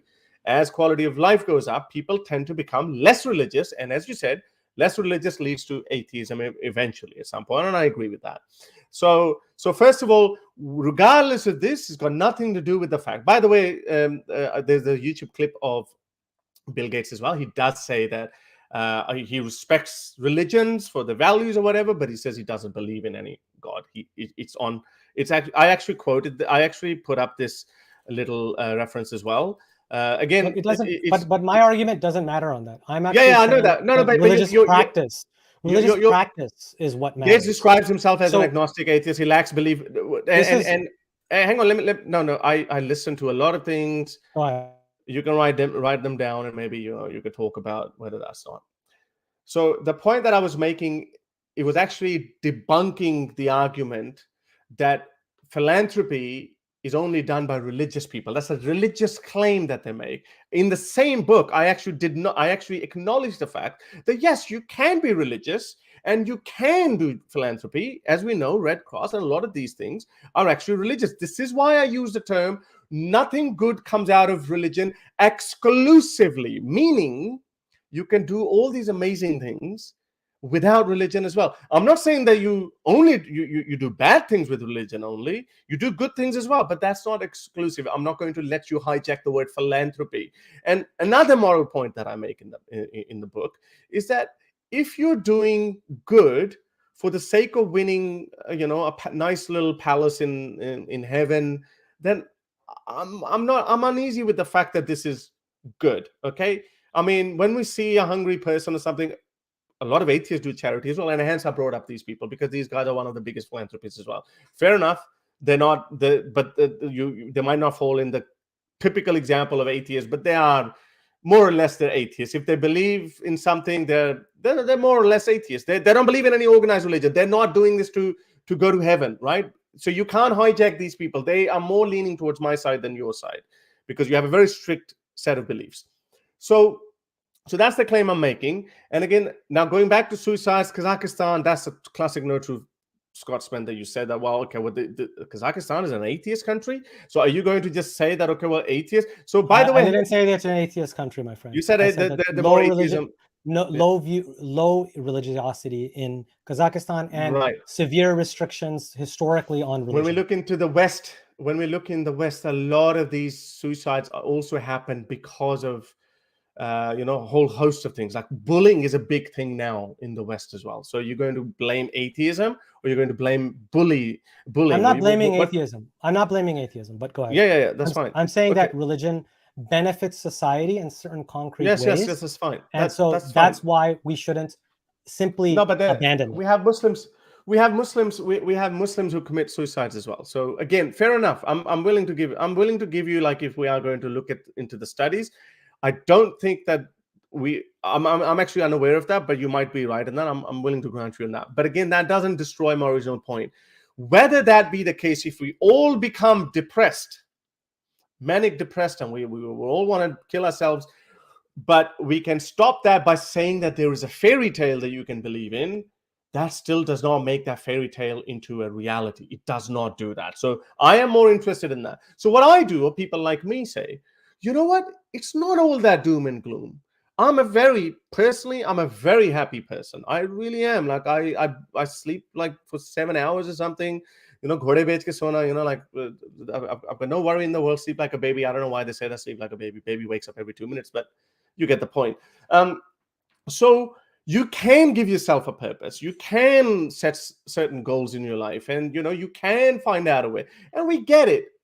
The modern life brings a lot of pressures along with it. So I acknowledge that. But that still does not make religion, let's just accept religion because it might stop me from, from a phase of depression that might get it. Okay. So that's point number one. There was another point you made. There's another point now? Okay, go ahead. Fine. No, you did make another point. Come on, you spoke for like 15 minutes. What was the other point? So there were, one baggage of religion. You said that. Okay. So I've answered that. I think you've answered. You basically have acknowledged that there are these possible benefits, but that atheism doesn't necessitate that, and there are plenty of atheists who don't suffer from those problems. Is that that would be anecdotal. That would be. I'm not presenting that as an evidence. And also, you've said that it doesn't speak to the truth value. Oh, I think family system. Family system. There we go. That was your other point. Family system. Yeah. Right. Okay. And we say fertility rate falling down, and this is why I brought up Daniel Kikuchi, and you can talk about that. Fertility rates are dropping across the Muslim Arab world as well immediately when they got money. Women are not empowered, and the still fertility rates are dropping. Why? Because it's got to do with economic independence, or even people focusing on quality rather than quantity. And there are many studies done where the urge to make babies hasn't gone, but the urge to have less babies. There's an Australian study that I actually shared on Secular Jihadist a couple of weeks ago, or not a Secular Jihadist, maybe, in one of the Twitter spaces I did. So the urge to make babies. So a lot more women are just are wanting to have just one child as opposed to two. Those who say ideal is 3 actually end up having only 2. And only 7% of women say that we don't want to have any babies. So this is barely, I think, across history, the number between 1 to 10% would have been variable. So that desire, because motherhood is biology and we are driven by instinct, so people do have that. Okay. Now we talk about, so family system is falling again. You don't have to blame atheism. You have to believe, you could blame. I blame irreligion.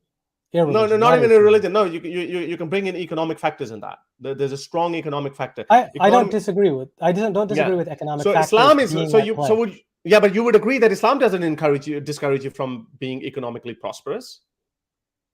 What is your point, though? Islam doesn't discourage you from being economically prosperous. But I'm never putting forth binaries where religion does something single-handedly outside of context and environment. Jawad, but I'm arguing. But I'm arguing that maybe I misunderstood your argument. So please go. Yeah, but I'm arguing that you have other factors to blame, because we have Muslim societies like these Arab countries that are very traditionally Muslim, right. But they have very strong zina laws. They have very strong, and again, the other point that you made about monogamy you cannot outlaw something that has been codified in the Quran and that's been encouraged by the example of the Prophet. You cannot discourage it. Islam encourages polygamy, and there's strong reasons behind that. The way they say, like in the words of Zakinai, well, what do you want these because women are hypergamous. They look upwards. So they would rather look upwards. A rich man who has 2 wives already, they should rather go for that than go for a poor guy at the bottom. So I've heard Muslims make that argument as well, and then there's some truth in that hypergamy. So you cannot discourage the family system that you're talking about, and the sexual conservatism that you're talking about, that you're coming at me like, people like me, like modern men who take advantage of women and blah, blah, blah.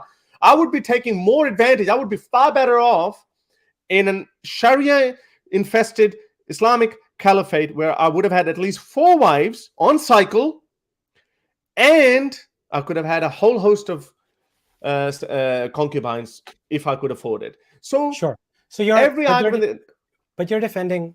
So this is where you're forcing me to defend medieval traditional Islam.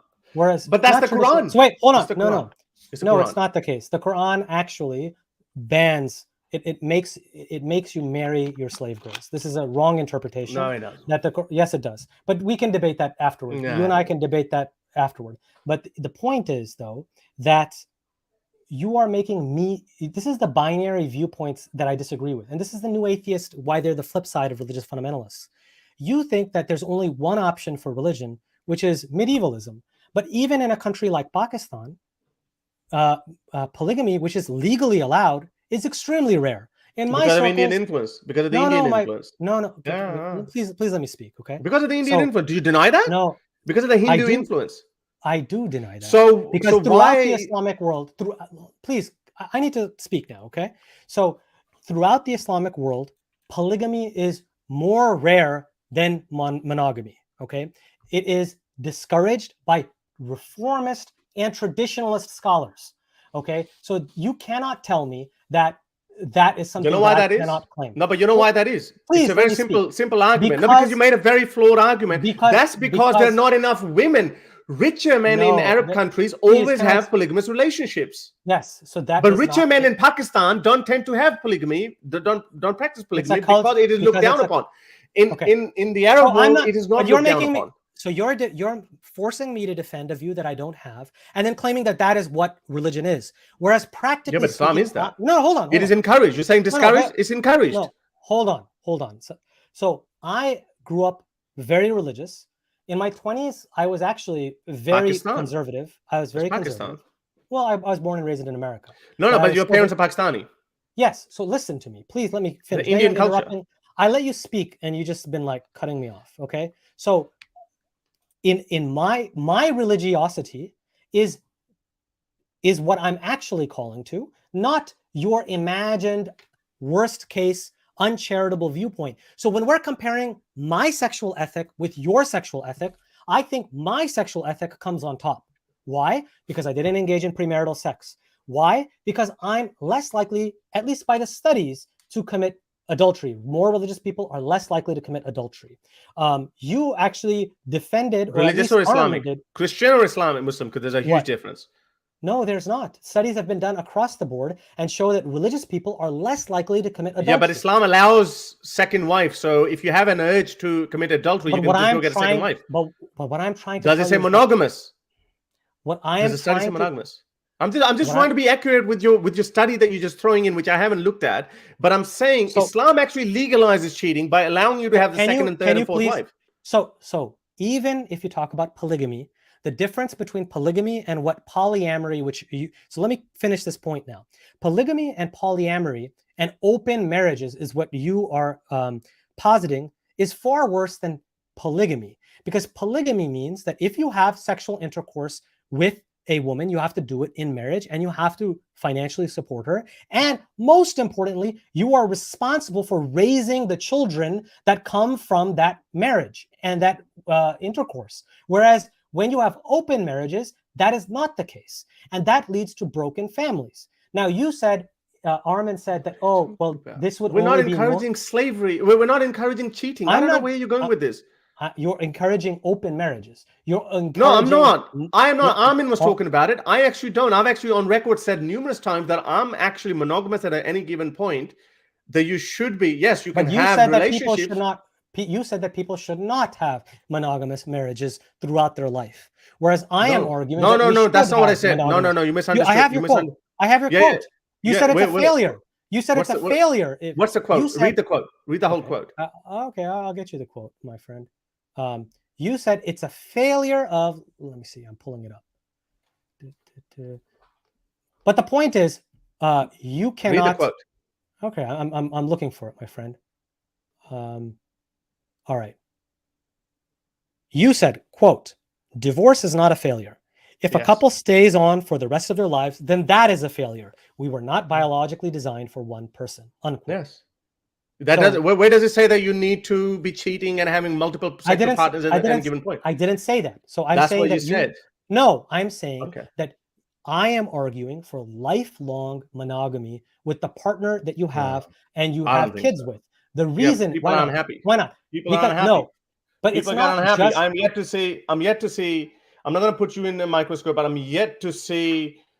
And we all Studies have the show- beautiful Studies show that people Studies show who are people are unhappy. monogamous, who are virgins when they get married and stay committed to their spouses, are more happy than people who have multiple sexual partners and then who get divorced. In fact, 33 to a half of people who get divorced regret that they had divorce. So divorce is something that should be allowed, I believe, in cases of abuse and severe neglect and these kind of things. Definitely, I agree with that. But the society should emphasize monogamy, and religion is essential for that. That's a religious ethic. And so when you talk about that this will be okay because we normalize divorce. No, because we have no. But wait. Do you think that different... divorce? But do you think divorce is not harmful to children? Well, yeah, it is. It's But the core family. No, but core family is most beneficial. But the second close is joint custody. There are numerous studies done. So now I agree with you. I agree with you. But that's second. Single parent. Yeah, but it's all. Yeah, but the cost. Okay, so instead of being miserable with each other, it's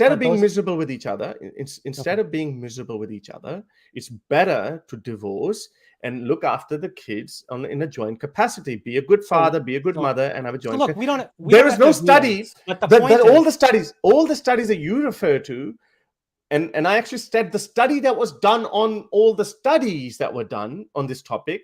When we talk about children of divorced parents have like health issues, they're being aggressive and all. When you look into it, it's one parent is actually absent. Correct. So that's the problem. Okay. So you can be in it. No, but let me finish my point because people understand, because it's a very misunderstanding point. Mm-hmm. So if you can get divorced and you can have joint custody, share your parents' responsibilities, and you're not going to have these bad health, aggressive kids, and blah blah blah. It's still, and again, there's more study needs to be done on that. Okay, great. So now what I would say to that is the one parent that's usually missing is the father. The reason is that the reason why religious ethic evolved so that it prioritized and encouraged monogamy is because that is the ethic that is best for rearing children. That is why, because whenever a child is born, then there's always a mother there. Biologically, there's always a mother. The question is whether there will be a father there who will then raise the kid. And the way to ensure that, the way society uses to ensure that that's the case, is to prohibit the man from having sexual intercourse outside of marriage, and to say that he must stay married to the person that he has a child with. We can do that without religion. Wait, hold on, my friend. Of course we can do that with religion. But the point is about without religion. Yes, we can. Do I know that we can do that without religion. That's my point. I'm not disagreeing with you. You could do all of these things without. I get that. But what I'm trying to show you is that there is an advantage on a societal level. And what happens is in those studies that you were talking about, that was only looking at those fathers who did not then get married and get a girlfriend and have different kids. The reason why kids get depressed and go through these things is not just because of stigma, as Armin and you have said, but rather it is because the father figure becomes missing. His attention and his resources, his time and his finances. This is a Christian argument. It doesn't work for you. Your religion allows multiple wives. My religion discourages polygamy on one very strong reading. Okay, so that's the one that I'm encouraging. Okay, and this is the modern ethic that most Muslims, practically speaking, polygamy is unheard of. In my situation, I was not a modernist growing up, but I could not be allowed to get a second wife. If I mentioned a second wife to my wife, she would laugh. Okay, so this is, now you just say, oh, that's just Hinduism. No, this is modern. Christian ethics. So everything that's good, you relate to outside of Islam. Yeah, it is, but it is bad. You relate. Islam is so bad because it allows. Okay, let me answer this. Let me answer this eloquently. I'm almost done. Made that point. No, I'm almost done. So the fact is that the reason why you need a religious sexual ethic is to ensure that the father figure is there full-time with his family. And if he goes in an open marriage, as you have said, then he's distracted. His financial resources. I am not open marriage. I am not for open marriage. You have said it yourself that you said that you don't think that that's Armin. Armin is into polyamory. But you said, but why not? Because it's not an issue for me. It's not my battle to fight. No, your liberal ideology, your libertine ideology does not allow you to disallow that. Whatever ideology, I'll take any ideology over Islamic ideology, and I'll tell you why. I'll take any ideology over Islamic ideology. I'll tell you why.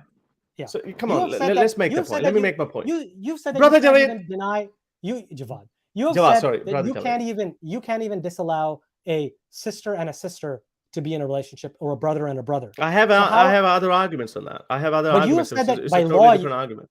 Okay.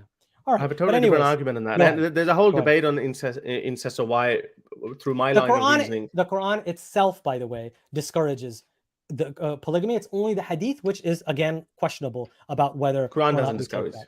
No, Yes, it Quran, does. Quran doesn't. No, It no. absolutely does. And we Zagros, know can someone find me Zagros? I think maybe you might be in the it committee. Can you literally find me says this? it those literally Quranic... says if you cannot treat them equally and you will not be able to treat them, then only one. Okay, so that is the verse. Okay? So how can so it means you are allowed.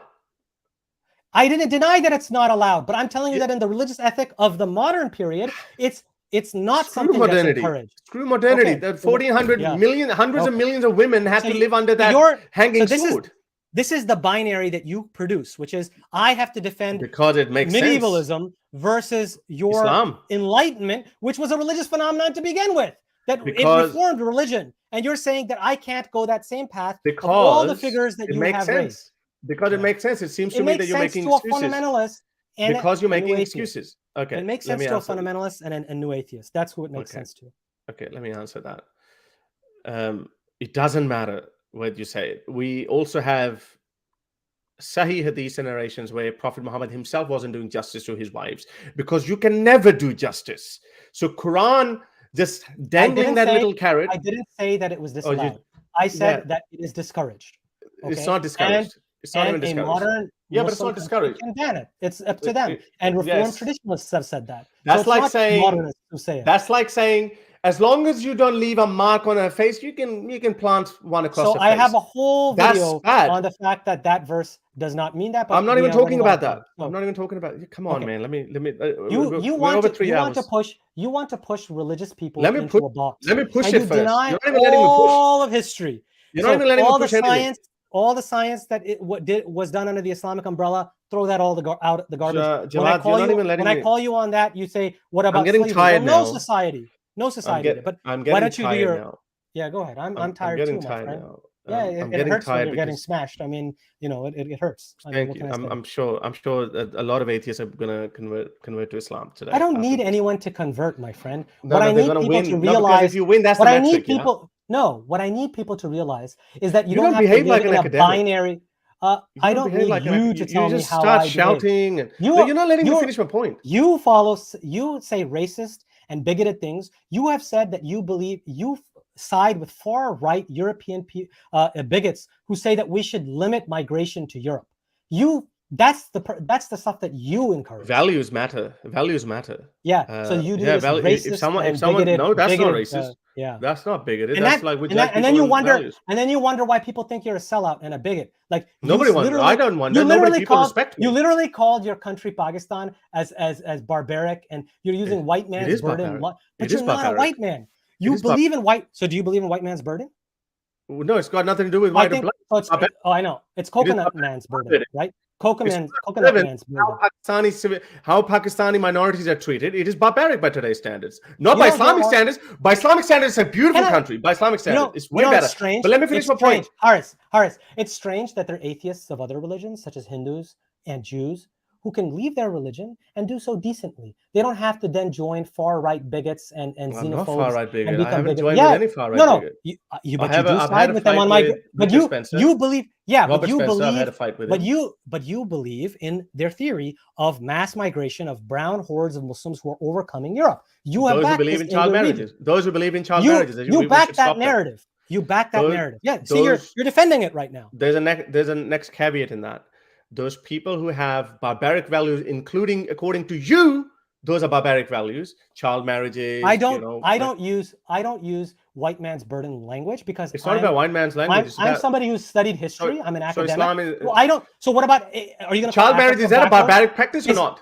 Child marriage is a barbaric practice or not? So is Africa barbaric? Child marriage is barbaric practice or not?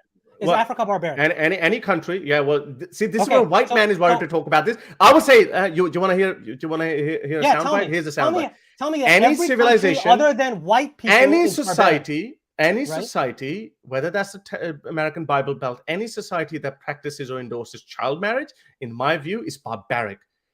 That's it. It's very simple. There you go. That's the soundbite. You're going to put that in Nigeria. How is it racist? Black people, blah blah blah. Well, it's barbaric, and those people should not come to civilized countries. Here's another soundbite. You know how civilized countries should not allow those people in. Hey, Mr. White Man, you know how bad you are at statistics and research? You literally criticized Van Jones for talking about the rate of criminality, and then you looked into statistics about how many Muslims there are in prisons in America without realizing that 90% of them are converts to Islam in jail, Black people. So you accidentally made a racist and bigoted argument because racism is very close to the bigoted arguments that you make. They're all about stigmatizing this is how brown stupid you and are. Black people. The argument is not I'm about not race. stupid, The my argument friends. you I am are an stupid. academic. No, you're very stupid. I'm the one who has multiple degrees and Very reads stupid. books. You very, don't read very books. stupid. You haven't read. I've got you quite don't a few read any books. I've got quite a few books. Okay, which books? Which academic books have you read recently? Okay, just listen to this point. Well, you didn't even know four quote points Dawkins. of you didn't even know four cosmological arguments. You didn't even know four cosmological arguments. I do know them. That's basic, entry-level basic argument. No, okay. I don't want to. Okay, I don't Javad, want you to win. play this catch me if you can. I don't want to. Okay, you I don't win. want You to win. misspeak. Let me finish the point. I speak very precisely. So I speak when I'm an expert. People will see that. Let me finish my point about polygamy. Okay, you win. You're better than me. Everything. That's fine. Okay. Let me finish the point. Islam. Oh, well, good. You need to read the Quran a bit more rather than trying to reinterpret it. You need to read classical explanation and interpretation of that. No, you haven't. Islam allows when you use argument of family system. I'm a Quranic studies scholar. You are nothing. Well, you don't even read Arabic. You don't know anything. And I'm not saying that you need to read Arabic to raise arguments. Right. I'm not saying that argument. But what I am saying is that I'm making an argument that you just said that I need to read the Quran. I'm a Quranic studies scholar. Yeah, you need to do it again. You need to do a better job at it. You're a person who reads Dawkins and then uses arguments that pretty good. It's a much better book than the Quran. Nobody takes Dawkins seriously in the academy. He caused an atheistic revolution that you call new atheist. Amongst lay people.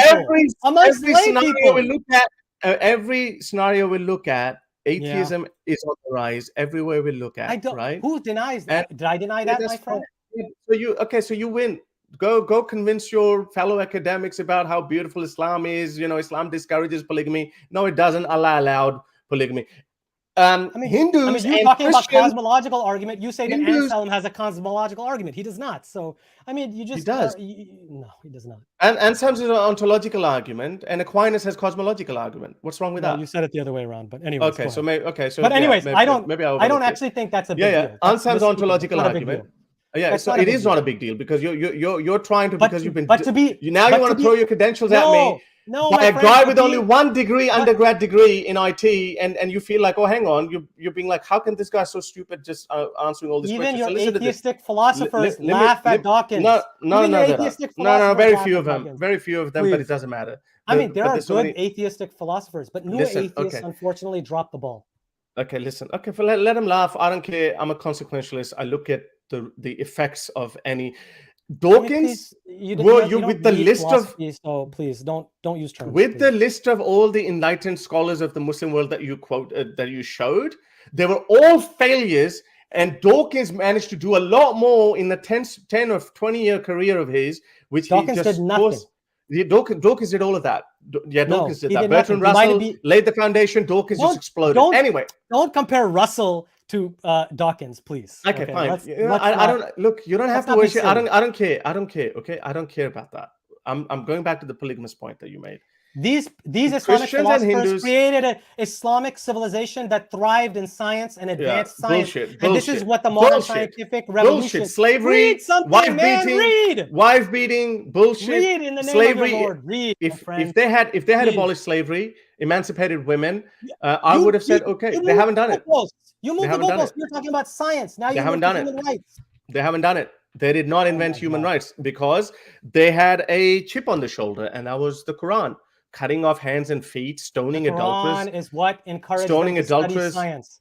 Okay, I think this is going nowhere now. I think you just why don't totally you why don't you bring your closing arguments and I'll bring my closing. My closing argument. I'm just going to say it, which is you didn't let me finish about the polygamy point. You can continue. Go ahead. Hindus and but stop interrupting. You just go into like you've got that many degrees or whatever. You also interrupted. I mean, okay. You've said plenty of things, my friend. Okay, all right.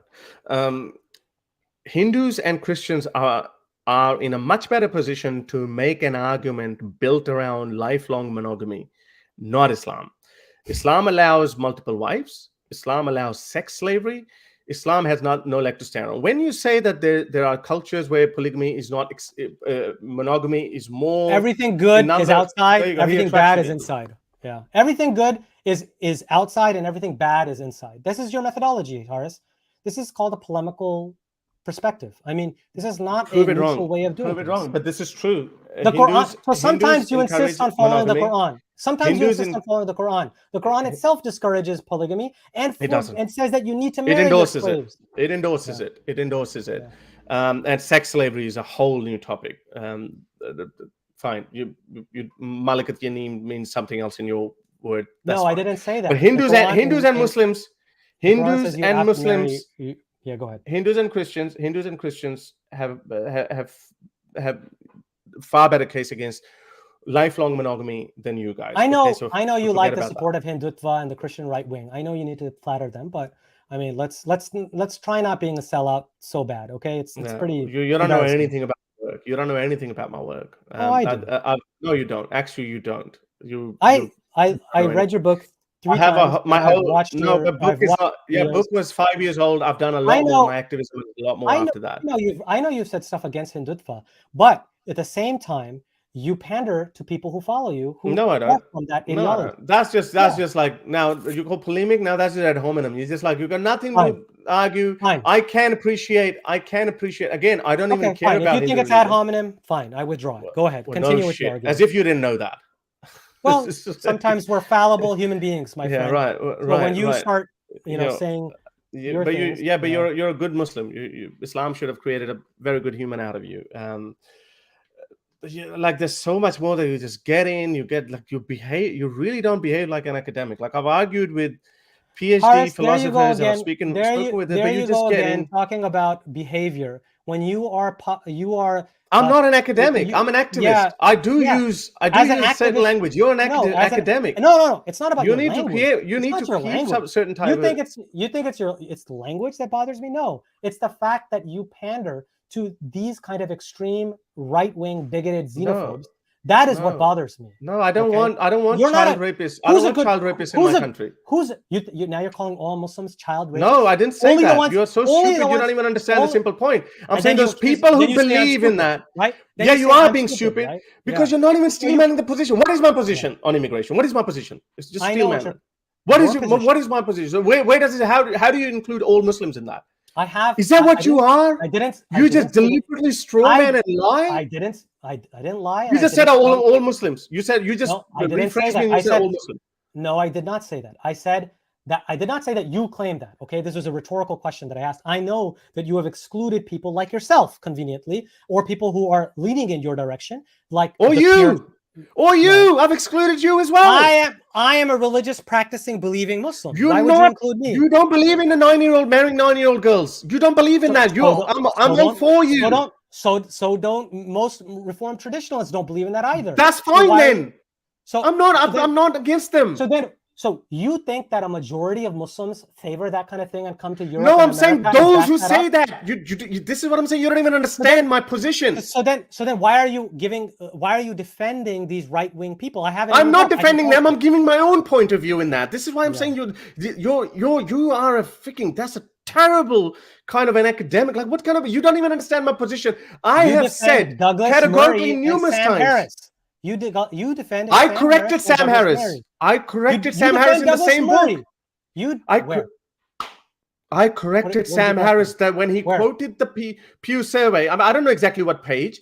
I corrected, and even when he appeared on Secular Jihadist, Amin Nawabi asked him the same question. That when people like Sam Harris quote that 85% of Muslims believe in Sharia to be implemented, and that then he infers from that automatically means that they want stoning of adulterers, throwing homosexual at rooftop, blah, blah. I said, that's not true. Because when you ask an ordinary Muslim that, hey, do you favor Sharia? They think that it's a virtuous thing to say yes. And therefore they say, no, hang on a second. Let me finish my point, because you've accused me of being a bigot when you don't even freaking understand my position. I have your quote, and I'll show your bigoted quote. I'll show your bigoted quote right here, and then you can defend it. You said, quote, this is on page 190. You cannot ignore the risk of Muslim migration into the West without some costs. A huge number of Islamists or even jihadis have entered Europe under the guise of refugees, unquote. And then you say, Syrian migration I'm talking about. in this video, you say that if you were white, Islam would have moved you to become a white nationalist. This is where you show your true colors, that you are a coconut, that you would become a white nationalist. I have the video right here. Is the video entitled hang on. So the white nationalist one, can you quote that again? Because I don't understand. That's not in line with my thinking. I don't understand that. Can you quote that again? You said this in a video. Is this why Muhammad Hijab thinks West is a failed society? In this video, you indicated that if you were white, Islam would have moved you in a direction to become a white nationalist. That is what you said. Yes. And then, at the same what was time, the point? Oh my goodness. This is how... In the same book, I'm going to have to wrap this up very quickly, but you are misquoting. The whole title is about, I am saying if Muhammad Hijab's version of Islam is to be believed, then any white person listening to it would become a white nationalist. I am defending you lot here. Like, did someone do this homework for you, or you actually watched these videos? Well, who did your homework when you were doing all of this research with these bad points? I did my own. I did my own. Well, a terrible You did not do your own. I think someone is sending. This is so stupid of you, Jawad. I think I just caught you out red-handed with your pants down. I am saying that if you go with hijab, if you had actually watched the video, you would have known what I'm actually talking about. It's possible that you were implying that. I don't know. Because somebody sent you a quote. No, nobody sent any quote. I watched your videos myself. Okay, I'm the one who read your book 3 times, and I watched your video. It's possible that I'm a decent person. So if that's not what you meant, fine. But on the other hand, now go back to another. Thank you. No, but you do defend the right-wing European nationalists and say they got a point. This is what you said. That's not what I say. Okay. What I say, that's not what I say. I say this, and I've said it so many times before. I, being an immigrant, when I was a Muslim myself, I can never close that door on any young Muslim man or a woman. I can never close that door. I've said that numerous times. Hang on a second. I have said that numerous times. What I do say is that called Linda Sarsour an ISIS and Taliban supporter. You said, let me see exactly what you said. You called Linda Sarsour, who has defended gay LGBT rights. You have called her that her views were not that clear at that point. Her views were not that clear. But you don't think that's Islamophobic? You don't think that's Islamophobic? No. Admit that if you call Linda Sarsour. Okay, so any Muslim, you just immediately assume that they support Taliban and ISIS? No, not any Muslim. I'd never assumed that about you, Mufti Abu Laid. You said Linda Sarsour. No, I can't exactly remember. I must have quoted something as well. I must have quoted. Must have read the foundation. I can't remember. I have the quote. I'll find it for you. Let me find it in my book. I'm sure there's a context to that as well. I'm sure. Let's see. If I haven't followed her work recently. No, but you were enough that you said that. So that's an interesting thing. Because no problem with that. It's a 5-year-old video, a book, and but you don't mind smearing somebody and saying that about I would have had a good reason to say it. I would write down an apology if I am proven wrong. I am more than happy to do that. Page 186. You said, if given the opportunity, they would take over the non-Muslim world in a heartbeat. They are generally sympathetic towards ISIS and the Taliban, and you're talking about Linda Sarsour along with Hizb ut-Tahrir, as if those are two people to combine.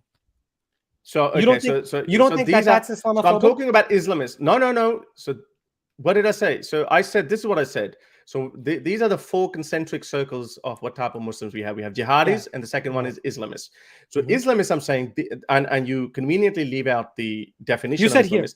You said these are. I'm reading it. It's in front of me. You put Linda Sarsour and Islamists and said common examples are Linda Sarsour and Hizb ut-Tahrir. If given the opportunity, they would take over the non-Muslim world in a heartbeat. They are generally sympathetic towards ISIS and the Taliban. Do you regret saying that about Linda Sarsour? No. Do you not see that that's Islamophobic? No, it's not. Let me explain that to you. You asked me a question. Thank goodness I found this. Robert Spencer. No. It's not. So, what is the definition of Islamists according to me, or how I have defined it? Islamists are the ones. Islamists are the ones. The ones who are dancing in LGBTQ rallies, right? No. Islamists are the ones who strive for Sharia through peaceful means. They don't believe in violence. Those are jihadists. Islamists are the ones who hold Sharia supreme as the law of the land, and they say, okay, you know what? We're going to bring it. Hizb ut-Tahrir's mission statement is this: that we're going to bring Islamic. I have no problem with you saying anything about Hizb ut-Tahrir. I have no problem with you saying about Linda Sarsour. So with Linda Sarsour has on record said that Sharia is the best form of government. Exactly. And No, Sharia she should be said- there. So what she's she an said- Islamist. No, what she said was she redefined Sharia in a way consistent with reformist Muslims I don't trust her. who say I don't trust Sharia. her. Yeah, why? Because you're Islamophobic. No, I don't trust her. Right? No, because you think anyone it's who taqiyya. You think it's no, taqiyya, right? Is it taqiyya? anyone who says that Sharia is the best legal system, jurisprudence for any given society, I don't trust it, because when you look at Sharia, amputation, stoning of adulterers, homosexuals, that's why this is not. If you problem with this is not a problem, and this is very different from Robert Spencer. This is very different from Robert Spencer. I've just destroyed your accusations, and you have no kids. One of them you were kind enough to actually admit your out of context position. No, you should be kind enough to say that, okay, you were wrong about her and you shouldn't have said that. That's what you should have said, because Linda Sarsour has an understanding of Sharia that is different than what the Islamists have. She has a view of Sharia that many Reformed traditionalists have, which is the idea that Sharia is just the moral code of conduct and the divine law. In fact, we can't even know it. It's in God's mind. It's a divine law. And this has a precedent in Islamic history itself, where the word was used in that way. Here's my concession. Here's my concession. I'll look it up. If she does not endorse the Sharia points that I find abhorrent, you've got hudud punishment and the civilization. You don't think you know enough from the fact that she backs LGBTQ rights? You don't think you? That's a much later position, though. That's a much later position, though. She's been consistent on this. No, that's a much later position. There's a debate with her with Yasser Qadhi on. Yeah, that happened when? 2 years ago? That's a much later position. Let's see. Her views have. Let's see. Actually, let's see. Yeah, look 2015. 2015. When was your book written, sir? With Yasser Qadhi? Yeah, with Yasser Qadhi. 2015. When was your book written, sir? With Mehdi Hassan? Yes. I have the link right here. No way, really? I'm so sorry, my friend. Okay, well, I'm wrong now. I stand corrected. Okay, so can you admit that this is a little bit Islamophobic of you? No, it's not Islamophobic. It's not Islamophobic. So you see a Muslim woman in a hijab, you think that she uses the word Sharia, and now you draw from that she would support ISIS and the Taliban, and now you're claiming that that was way before even ISIS existed, right? Now you're claiming that. Now all of a sudden she's supporting that, right? No, but how is that Islamophobic? Because you didn't know about the debate. How's that Islamophobic? In 2015. Of course. No, but how is that Islamophobic? How is that Islamophobic? Because it's exactly what the right wing does, which casts. So here's Islamophobia. You are so nothing that I say. Nothing that I have ever said, nothing. You know what? You guys can reinvent your Islam and you come up with a new definition. I'm not going to take your Islamophobia definition because I can reinterpret Islam, and I can read religion, which goes back even before Islam. Yeah, nobody. They were all failures. Dawkins in his 20 years has achieved a lot more than your enlightened scholars of Islam in the entire 400-year history. Why? If the rubric is just the lay person who has no knowledge of philosophy of religion, no reading of anything. Most people don't have knowledge. Yeah, so most people don't have. So then what's wrong with the people? Yeah, well, then shame on you. Shame on you that you can't even reach out to normal people. Shame on you. That's your failure. You can't even reach out to normal people. This is how pathetic you guys are, that you just okay, we're going to write this dissertation for the 800 pages and we're going to expect the world change. This is why you have to scholars who ask scholars who can reach out to the masses, and they also need activists, and those people are far more successful than you guys, that you could not achieve something.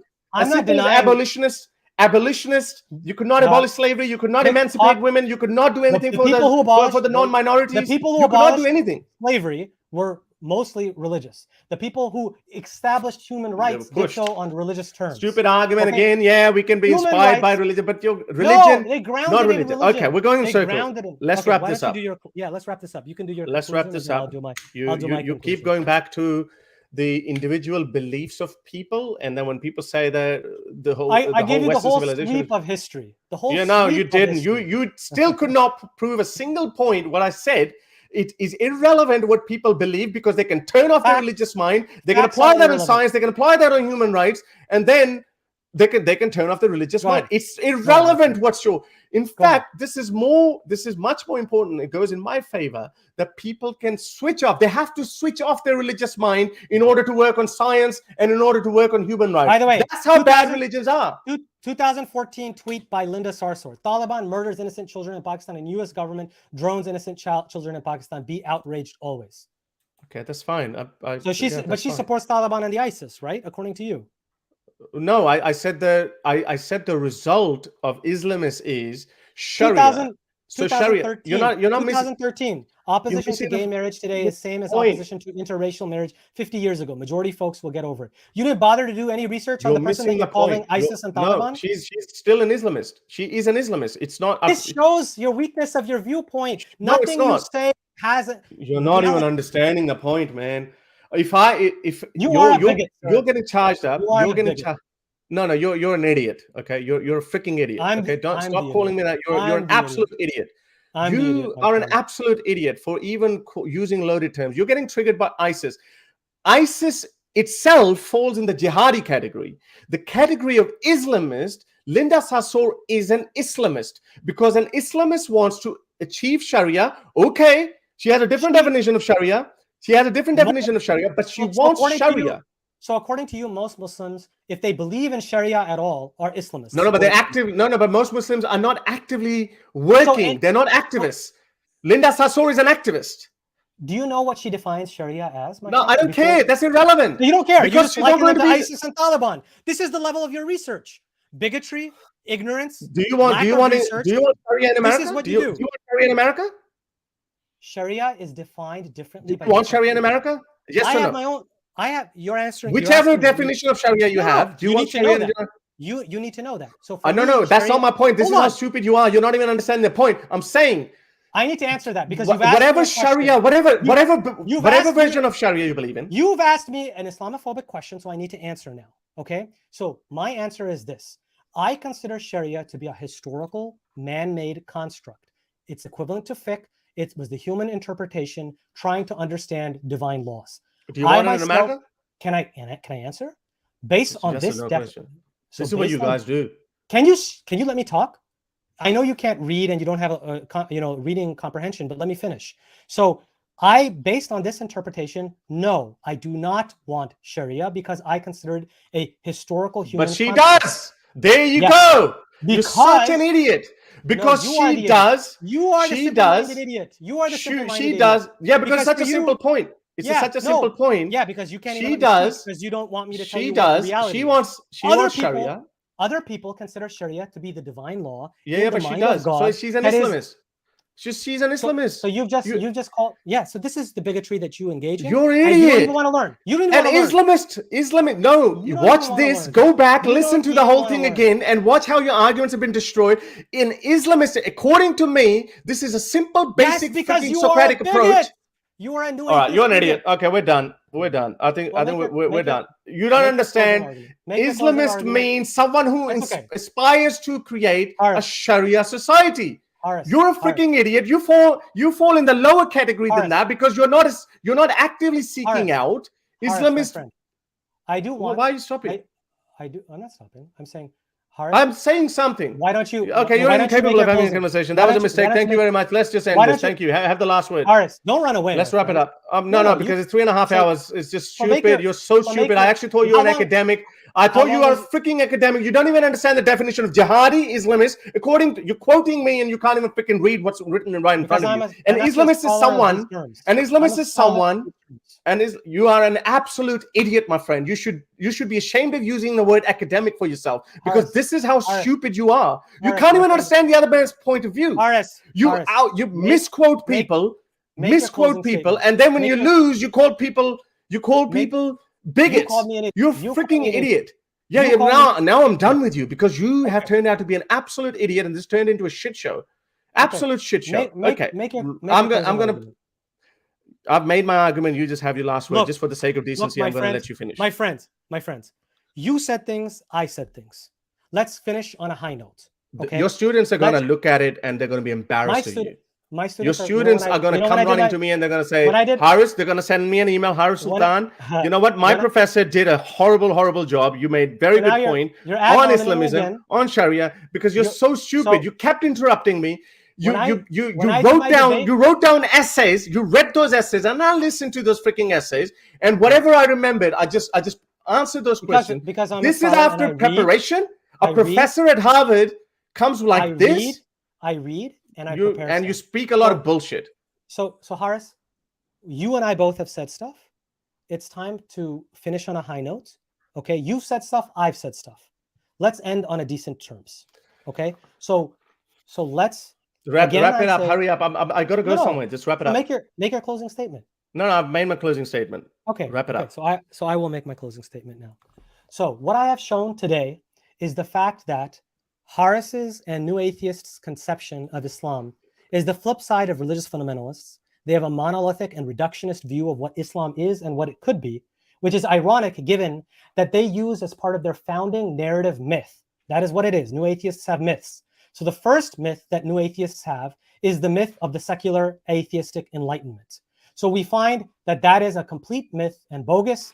The Enlightenment had a religious thread throughout it, and it's not antagonistic to religion, and certainly not atheistic. And so this is completely imaginary. Similarly, there was the myth of deism, which Harris didn't even know that there's a whole thing called classical theism, which has a long tradition even before Islam and through Islam.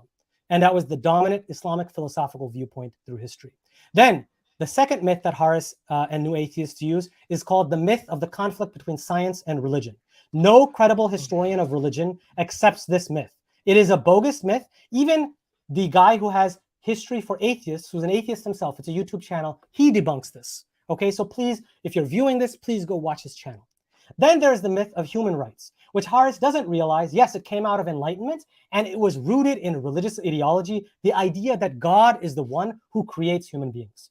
And this religious ideology, by the way, didn't differentiate between believers in the sense of confessional, like if I'm a Christian or I'm a Muslim. They believed that all major religions taught the same fundamental truths. They believed in multiple virtuous religions, as Farabi did, as Ibn Sina did, as Ibn Rushd did. So you don't have to be this confessional bigot and fundamentalist as you claim.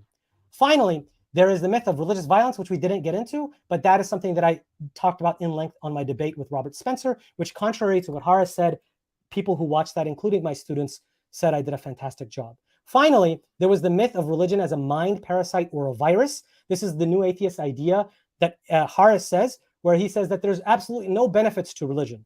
I have just shown that there are extensive benefits to religion. This does not mean that an atheist cannot do any of these things. It simply shows that there's a benefit and an evolutionary advantage to them, which is the fact that religion makes you happier, it makes you healthier, less prone to suicide, less prone to depression, less prone to alcohol and substance abuse, more likely to get married, stay with intact families, raise your kids, and lead to society that actually flourishes from a societal standpoint, in which you're not socially atomized. You actually engage with your neighbors, you engage with your community, you engage with your church, your mosque. And this is a society that is something that's positive, as long as we abandon religious fundamentalism and medievalism, which I am equally opposed to. Thank you. Okay, I think I do need to say this, because obviously I'm a lot calmer now because you keep interrupting. So all these arguments that Jawad made, all of them have been answered, refuted, but he's not going to see it. He quoted the foreword from my book, went from enlightenment, atheism. I don't even understand what the argument he made. I'm looking at it from a consequentialist point of view. Your book. I went from the start to the end. What the hell? Come on. Just I listened to your word. My ears are literally bleeding after hearing your nonsense. And my eyes were bleeding after I read your book. But go ahead. Yeah, okay, thank you. Yeah, thank you. Okay, yeah, very good. You need to really stop interrupting people. Like I just lost my chain of thoughts now. Go ahead, Harris. I'll put myself on mute. Go ahead. Have the last Thank you. So I'm looking at it from the consequentialist point of view. We quoted these people. These people individually don't matter, because at any given point in history, they believed in something. Like, for example, the stupid quote that by Bacon, that you understand science, you half understand science, and you become atheist, you fully understand science. I mean, that guy did not know anything. An elementary school kid would know more science than him. And no, it's irrelevant. So these people's individual beliefs don't matter. What the argument, the foreword by Ali Rizvi, that basically pointing out to the fact that enlightenment led to a liberal democracy, and now liberal democracy, we have a higher quality, better quality of life. We have rise of irreligion, atheism, and it seems like a more a default position to fall back into religion. Then he goes into some parts of Islam, talks about, again, these arguments that are very hakikatu infused. And again, I could not answer that because he keeps butting in. Economic factors are responsible for falling birth rates. Second argument that a lot of people make is that the world that we're headed towards, we're not going to have enough jobs due to AI. So who says that we need to have 3 or 4 kids or whatever? Or this is a very mad capitalistic argument that the economy, that the population needs to keep rising, so your economy keeps growing. As a result, inflation is also stays at 1.1% or whatever. That's the healthy inflation. That is a very capitalistic point. As we go towards universal basic income, we would not be able to support large welfare societies on universal basic income. A lot of futurist people have spoken about it. They've said that, okay, there's a movie adaptation of that as well, Wall-E, where we have more leisure time and our work is being done by AI, by robots. And those are, the cost of production of resources would be a lot less because there would be no human element, no wages involved. We'll have to reinvent the whole of economics. So when he brings in this silly argument of, oh, the family system has collapsed and the fertility rates are dropping, it's not even an issue. It doesn't even matter. You can't even foresee. Again, why that is because these people have one thing to fall back onto, and that is religion, go back to. And then at the same time, the main problem with Dr. Hashmi is that he has remodeled, reinterpreted his whole religion, and then he has one little, in the whole slide, there were like 14 names of some scholars who might have enlightened views by the standards at the time. But I guarantee you, I don't know these people, I haven't read these people. I guarantee you, if you went deep into the studies, I challenge you guys, I haven't even read it, but this is how I know these people. You go into it, look at his views on women, look at his views on slavery, depending on which century he belonged to, you'll find out. You'll find out that those people had abhorrent views, even though Dr. Jawad wants to tell us that, oh, these guys were enlightened. Islam is a very totalitarian ideology. It's very backward. It's anti-human. It's anti-women, and it's anti-democracy. As a result, it's no surprise that throughout the 1400-year-old history of Islam, you see, you can't produce a single egalitarian society where human rights are supreme. You can't produce any society. As bad as Pakistan is, and I talk most of my work, obviously I'm a 21st century man. Christopher Hitchens famously said that if he was in 1930s, he would have been speaking more against Nazism at that time. I'm born in this century. I am speaking about Muslim countries, the majorly held view, and unfortunately, people like Dr. Hashmi are upset because nobody takes them seriously. Nobody took them seriously in the 1400-year-old history of Islam. They did not care about what they want. Mutazilites were the ones reason over revelation. Look what happened to them. They were takfir. They were not supposed to be Muslims. Now, even in this day and age, and I presented that olive branch, that I have nothing against you or even what you're trying to achieve by liberalizing the Muslim world, even if you have a different view of Sharia, I'm okay with that as long as it does not come in my way of egalitarian, liberal democracies where human rights are supreme. I don't care with you. I don't care what your private views are. I have no interest in that. I have moved on from this business of telling you that, oh, Islam is one true religion. God does it. I find it extremely boring. Most of my work is now my commentary on social issues in the Muslim world, and that is coming out as an atheist. I am the most, I would say I'm the biggest face of atheism in the Pakistani sphere. I talk about that as an atheist. I don't go like liberal Pakistani closeted atheists who say, no, Allah, alhamdulillah, I am a Musliman, but I think women should not be beaten. There should be more rights for women. I'm not like that. I say, okay, you know what? Fine if you are that. I am an atheist, and this is what I think about this issue, minorities issue, blah, blah, homosexual issue, LGBT. That's what I talk about. And that's what I'm more interested in. You want to liberalize Muslim world, go for it. But again, unfortunately, I think the main frustration is nobody took you seriously in the 1400-year scholarship, and nobody takes you seriously now. Either the fundamentalist Muslims or the mainstream Muslim, not fundamentalist. Mainstream Muslims don't take you seriously, and atheists and ex-Muslims don't take you seriously. Thank you very much. Let's wrap this up. Thank you. I'm going to stick to my word, and I'm not going to say anything further on the content. I did want to thank you for having this engaging discussion. I think we had good moments, we had bad moments. I do say that I'm not perfect. My innate nature, to be honest, is maybe it's perhaps the fundamentalism and dogmatism that I grew up on, and perhaps both of us. Maybe you didn't grow up like that, but I was do. Very I do. religion was not a thing in my household. I was not forced. But maybe in our culture, we need to inculcate being able to chat with each other in more decent ways. And I'm a flawed person. My own innate nature, unfortunately, is to street fight, and I try not to, and I try to live up to like Javed Ahmed Ghamidi, who's like got the prophetic character in my mind, but I can never live up to that. But I do want to say when I overstepped, there are things that I said that I shouldn't have said, and I do regret that, and I apologize for that. And I do want to also praise you on the fact that you not only engage in debate all the time and openly, you're not like, you could have avoided this. And I mean, Daniel Hakikachu refuses to debate me. He's too scared to debate me. And you are like, you guys, you engage in a way that I think this is fruitful. I messed up, you messed up a little bit, I think too, when we were like insulting each other, but we'll get past that. And if you are in the area ever, where I live, let's hang out outside of the internet and social media, because that's sometimes the best way to actually get to know people. We don't actually move people's minds this way, unfortunately. And then the last thing I wanted to say is, if you wanted to, because I did want to just stress that I do really, really believe in God.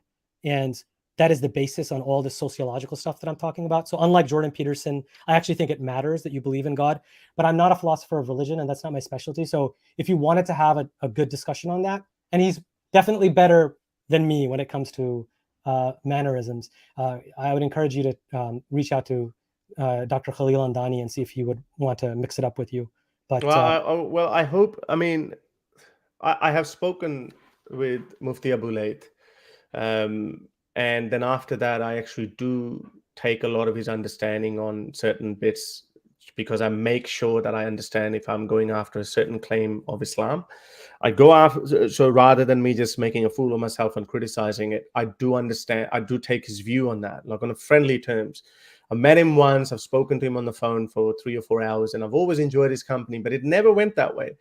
And the reason why I wasn't engaging, yes, sure, I mean, this is my nature as well, that when someone tries to get into it, then, like, I mean, no matter how calm I try to be, like a more competitive side of me is going to come out. I'm like that too, my friend. I'm like that too. Yeah, but I don't want to be like that. No, but I don't either. I don't either. And I shouldn't have said that you're a bigot. I do think that those views are bigoted, but I should have differentiated between you and the views. And so for that, I do apologize. I was a little bit heated, and I apologize. You get in the moments, and I apologize for that. I'm not going to be a dickhead and I'm going to say, well, it's all your fault, but I know deep down that how hard I tried to keep this civil. I did not engage in Twitter war, like, even though some of the comments, I was picking up some frustration from your side. And now Khalil Andani also tweeted something, and I said, oh, okay. Like when he said that, okay, well, look how he's going to, along the lines of how Jawad is going to destroy. I'm like, okay, you know what? Fine. You get it. I did not engage in that because I wanted to have a conversation with you as I had with Mufti Abu Layth. And I think when now we have each other's WhatsApp, and I think if we do talk about something else, there might be, your gloves might be off. Maybe, like, again, my book is 5 years ago. This was my first attempt of writing a book. I've already told you there's a couple of positions that I've changed. For example, the Sweden rape crisis that I did, it was slightly miscalculated, not by much. The point still remains, but the actual figure is wrong. I think it's not 80%, it's somewhere along 50% or something. And that's also by guessing, because Sweden did not record the religion of people. It just recorded the nationality of refugees. So people worked it out that, okay, they must be Syrian or Arab refugees or something. Okay. So I know that there's certain things that this is wrong at the top of my head. There was something else, but then I apologize. But then I found out I was actually right originally. So I'm always open to change my mind. But I'm sorry to say, sorry. I have to run my baby. But I really wanted to thank you. thank you for this. Do reach out to Khalil Andani if you want. And I just want to do a shout out to Daniel Hakikachu. You've debated Harris. Come debate me now. Thanks so much, Harris, for this. I really have to go. My Okay. wife's All going to right. kill me. Thank you. Hey, All thanks right. so much, All my right, friend. guys. Thank Hey, you very take care. much. Yeah. Bye-bye.